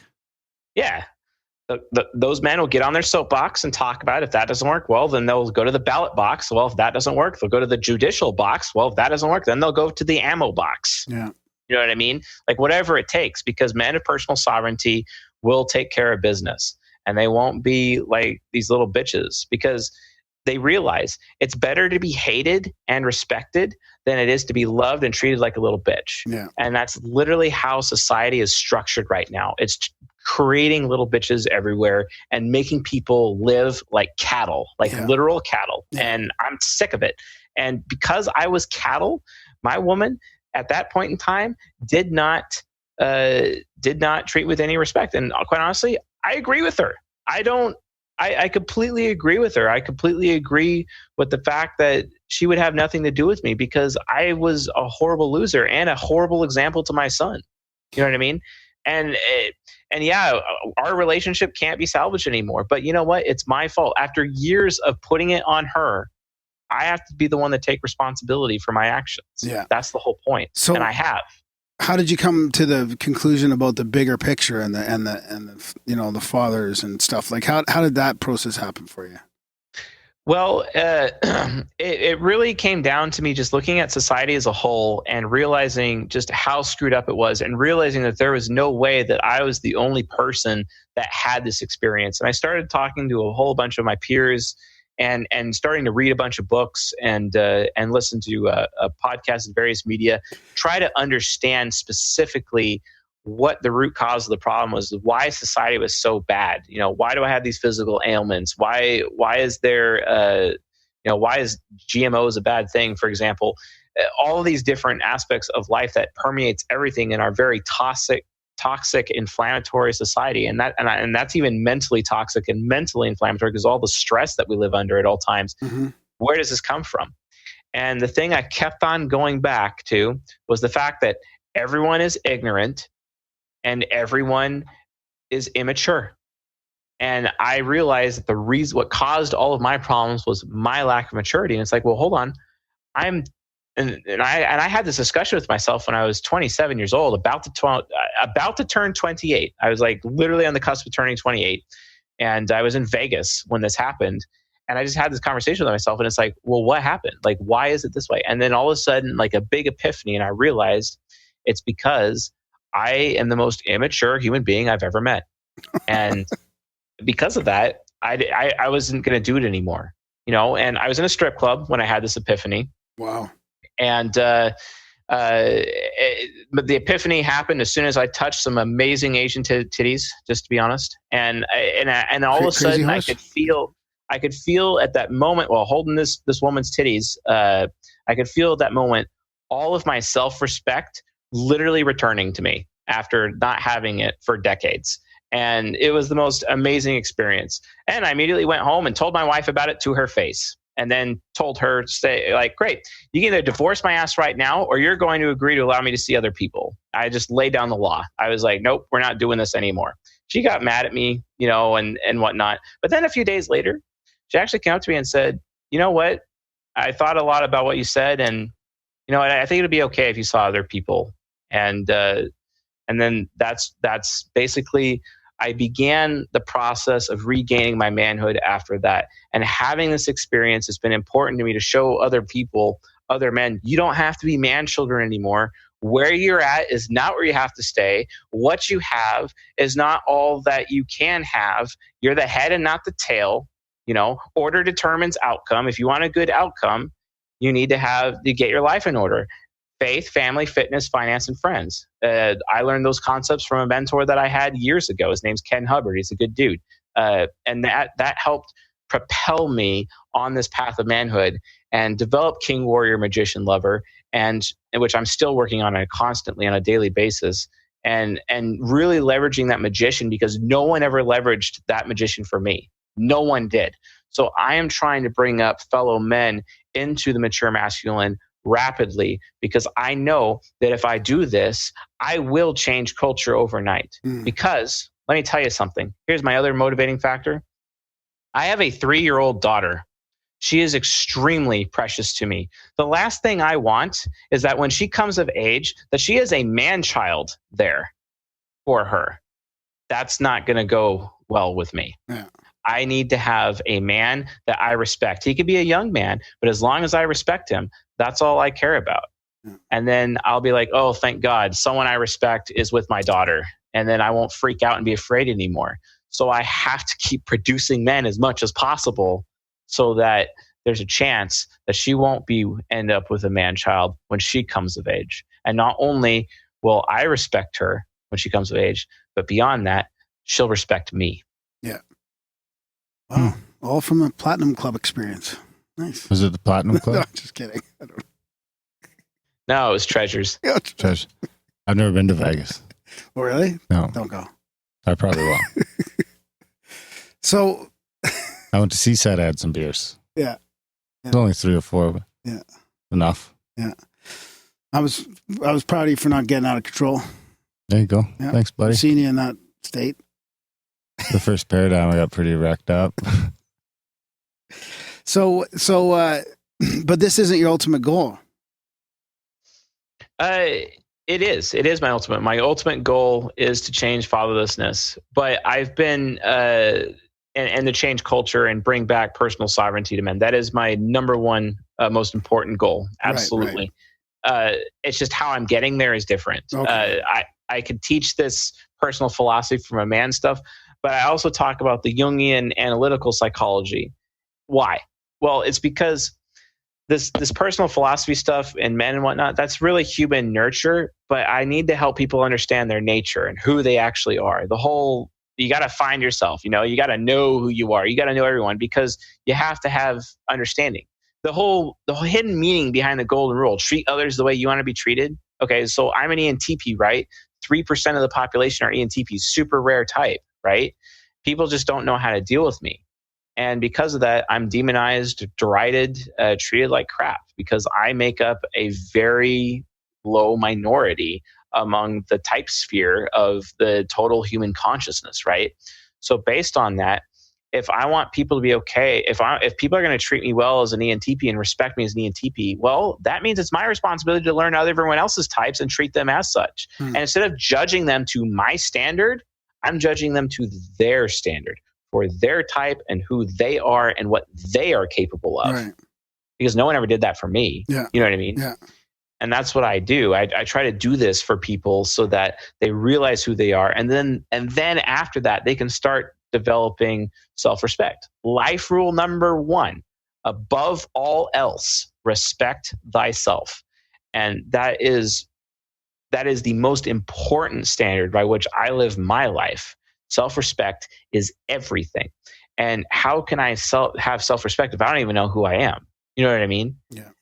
And that's where I start. I start off with that, and it's like, oh, you're one of these 16 archetypes, and you have these 4 personalities inside your head.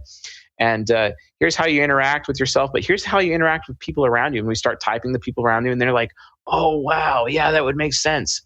That would make sense why my dad's so upset at me for not wanting to work on the car with him in the garage when all I want to do is play video games instead, or those types of things, when you have mechanically inclined children versus non-mechanically inclined children, for example, or other types of people who society automatically assumes is ADD or ADHD, or they're autistic, when that has nothing to do with it. That's just their psychology. That's their personality type. But society thinks they're ADD and ADHD, or they're autistic, and then puts them on pills or something. Oh, that's got to drive you nuts. Oh yeah, through the roof. I go to 11 like John does. Yeah, not good. Yeah, no kidding. Well, there's a ton of that these days, and medication is just unreal. So what about so how are you going to handle, how is the path different then in the future for you to get this? So all right. So what I'm going to be doing is that, yes, right now I offer coaching to people. I teach my philosophy about manhood, and I get people infographics so they can learn along. I produce a lot of video content right now with my YouTube channel, and do the newsletter. And I will be I'm authoring a few books right now, 2 books, and I hope to have both of them published next year. That's nice, but that's not the ultimate goal.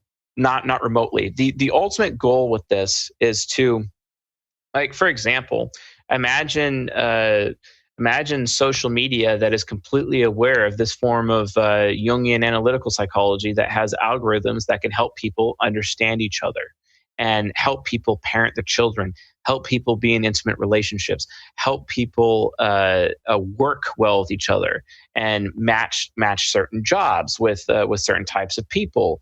Match certain people for intimate relationships.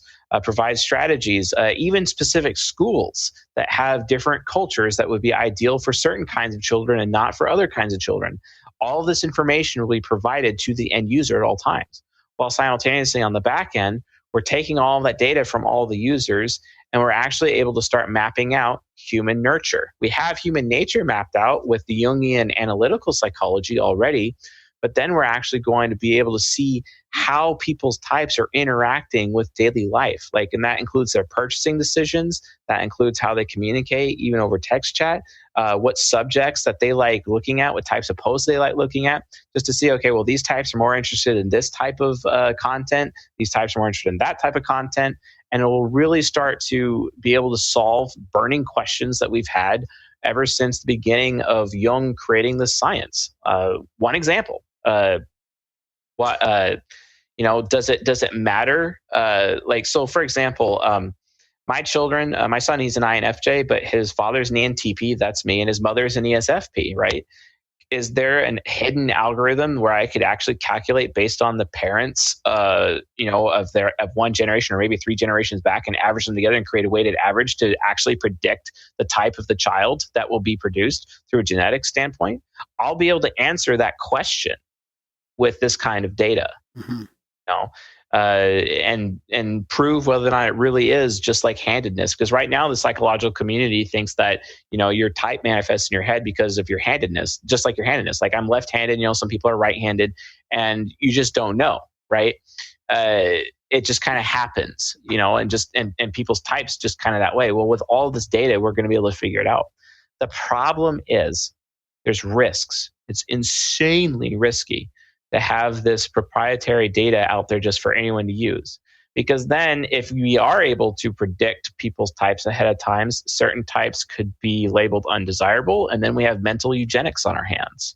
There's also the risk of transhumanism, artificial intelligence. People could take these algorithms behind these technologies and finish artificial intelligence, because with this, you could actually program feelings into a machine. Because logic is innately attached to ethics, and you can actually, using algebra, you can actually calculate ethics based on logic, or with rationale, because it's based on multi-streaming logic. You can algorithmically actually program morals into a machine, right? You can actually code in feelings, and you can make AI more human as a result of these algorithms. So it's not without risk.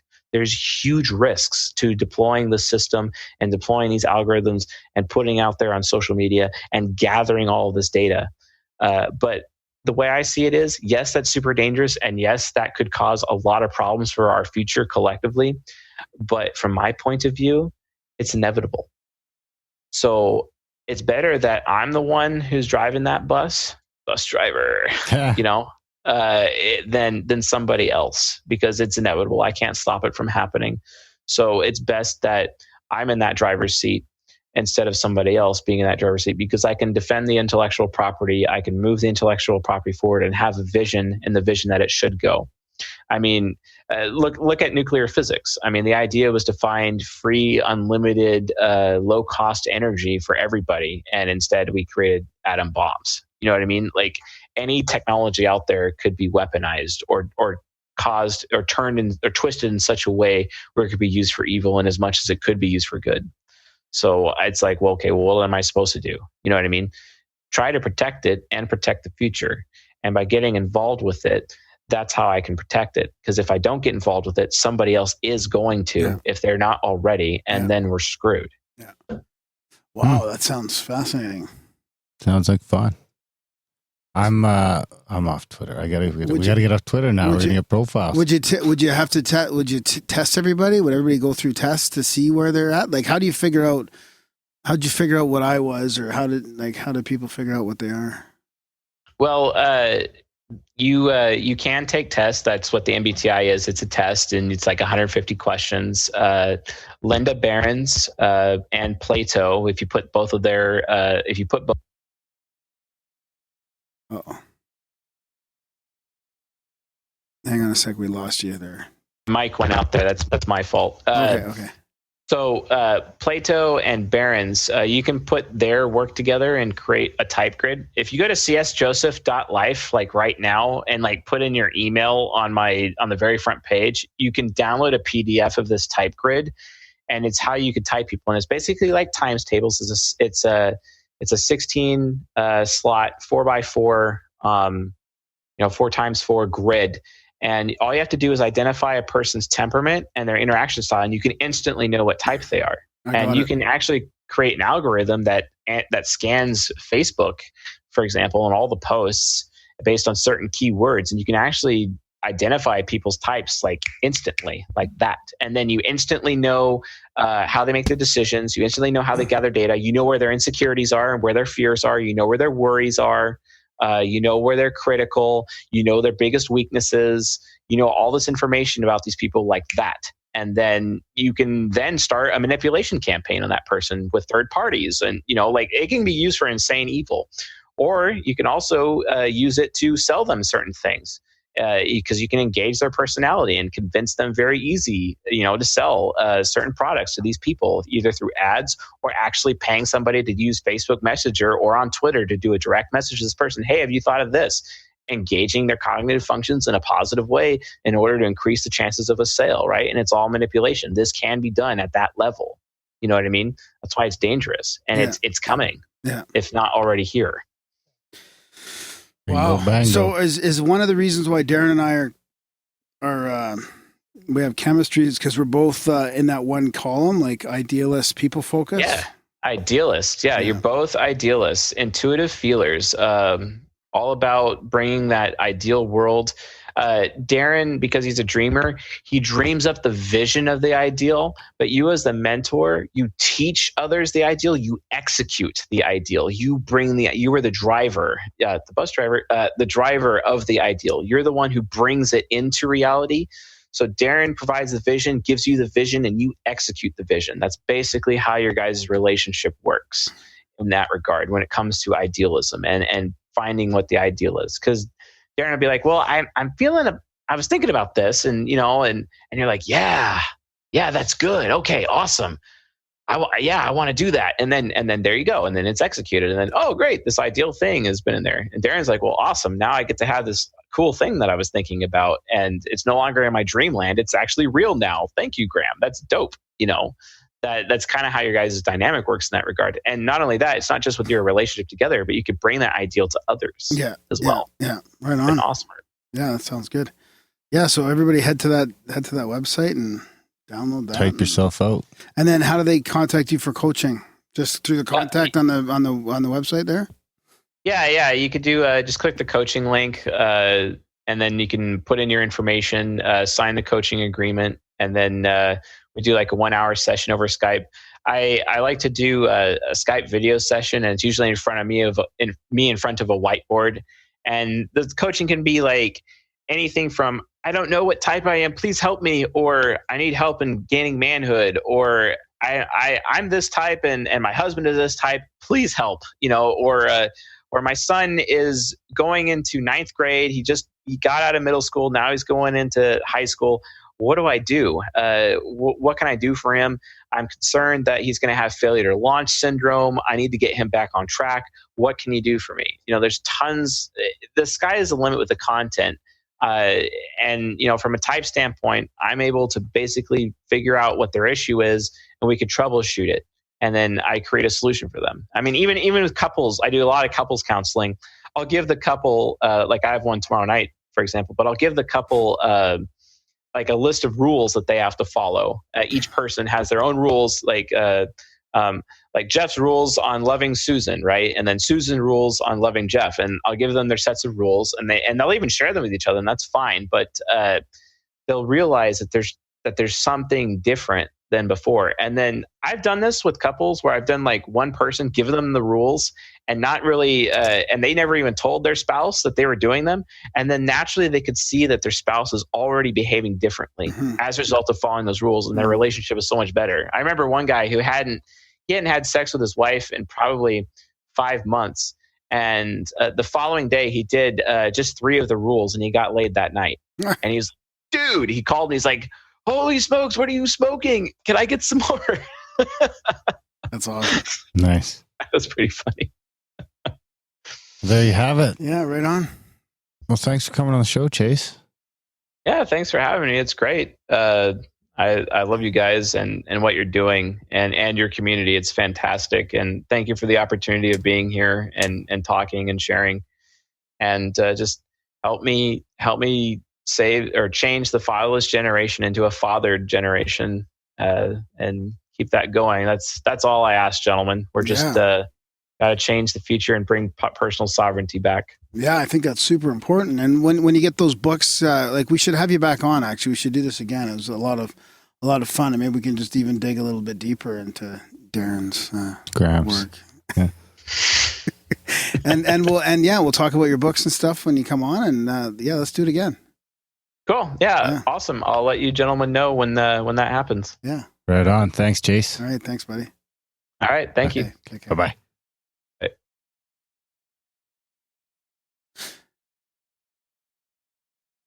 That was our chat with Chase. That was fantastic. That was a fun one. Yeah, that was really good. I think he's onto something there. He very well could be. Yeah. Very well could be. Kind of makes me want to get involved in that. You know? There you go. Slugger. Mentor Graham. Better get working on them You think he was calves. pretty right on our dynamic and stuff? You think? Some of it for sure. Yeah, some of it, yeah. Some of it seems backwards. Yeah, some of it does seem backwards, but maybe that's the nature nurture thing, or like what Brody was saying about the inherent skill versus the learned behavior and stuff. Yeah. Yeah, it was good. I highly recommend checking out his YouTube channel. Check out his podcast. That's right. Yeah, Graham can put it all in the show notes. Yeah, I'll put it on the show notes. Yeah. Fuck, it's hot in here, eh? Yeah. Hungry too. Yeah, me too. Check out the Spark page guys, Grimerica.ca/support. Help us keep having these nice, beautiful, long, uninterrupted chats.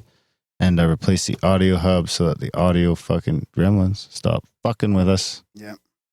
Maybe we need to smudge this motherfucker. Oh, that's a good idea. I'll bring in some exercise salt as well. I got some of that and some oil. Perfect. Yeah. Right on. All right, guys. Big thanks to Chase for coming on the show. And I think that's about it. Thanks for listening, and we will see you next week. Having out the biggest crush on this entity I've mentioned before. I'm getting sick and tired of working in a cubicle. My mojo seems to be missing. Gonna go down to Louisiana. Give me a mojo hand, give me a mojo hand. Having now the biggest crush on this entity I've mentioned before. Oh, how clumsy of me, I still to drink on the floor. Never does there seem to be enough time for me to get the things done that I need to get done. See me in the streets kicking stones around. No time for fun, no time for fun games. I take myself so seriously because you don't take yourself serious enough. Play it cool, man, play it cool.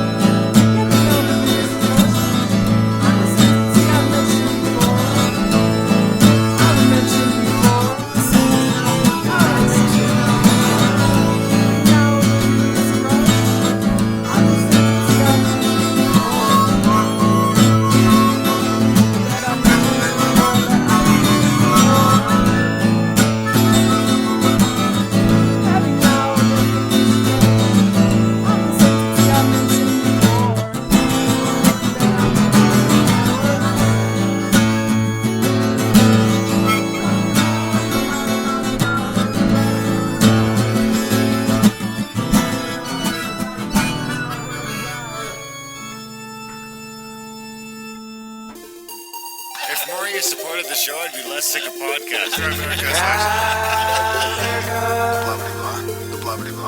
Sending out good vibes. Good vibes. Good vibes. Good vibes. Good vibes. 108 breaths of deep gratitude and prayers for guidance and protection. And put on a didgeridoo and shamanic drumming track. Shivers or vibrations and stuff like that. 108 breaths of deep gratitude and prayers for guidance and protection. And put on a didgeridoo and shamanic drumming track. Shivers or vibrations and stuff like that. 108 breaths of deep gratitude and prayers for guidance and protection. And put on a didgeridoo and shamanic drumming track. Shivers or vibrations and stuff like that. If more of you supported the show, I'd be less sick of podcasts.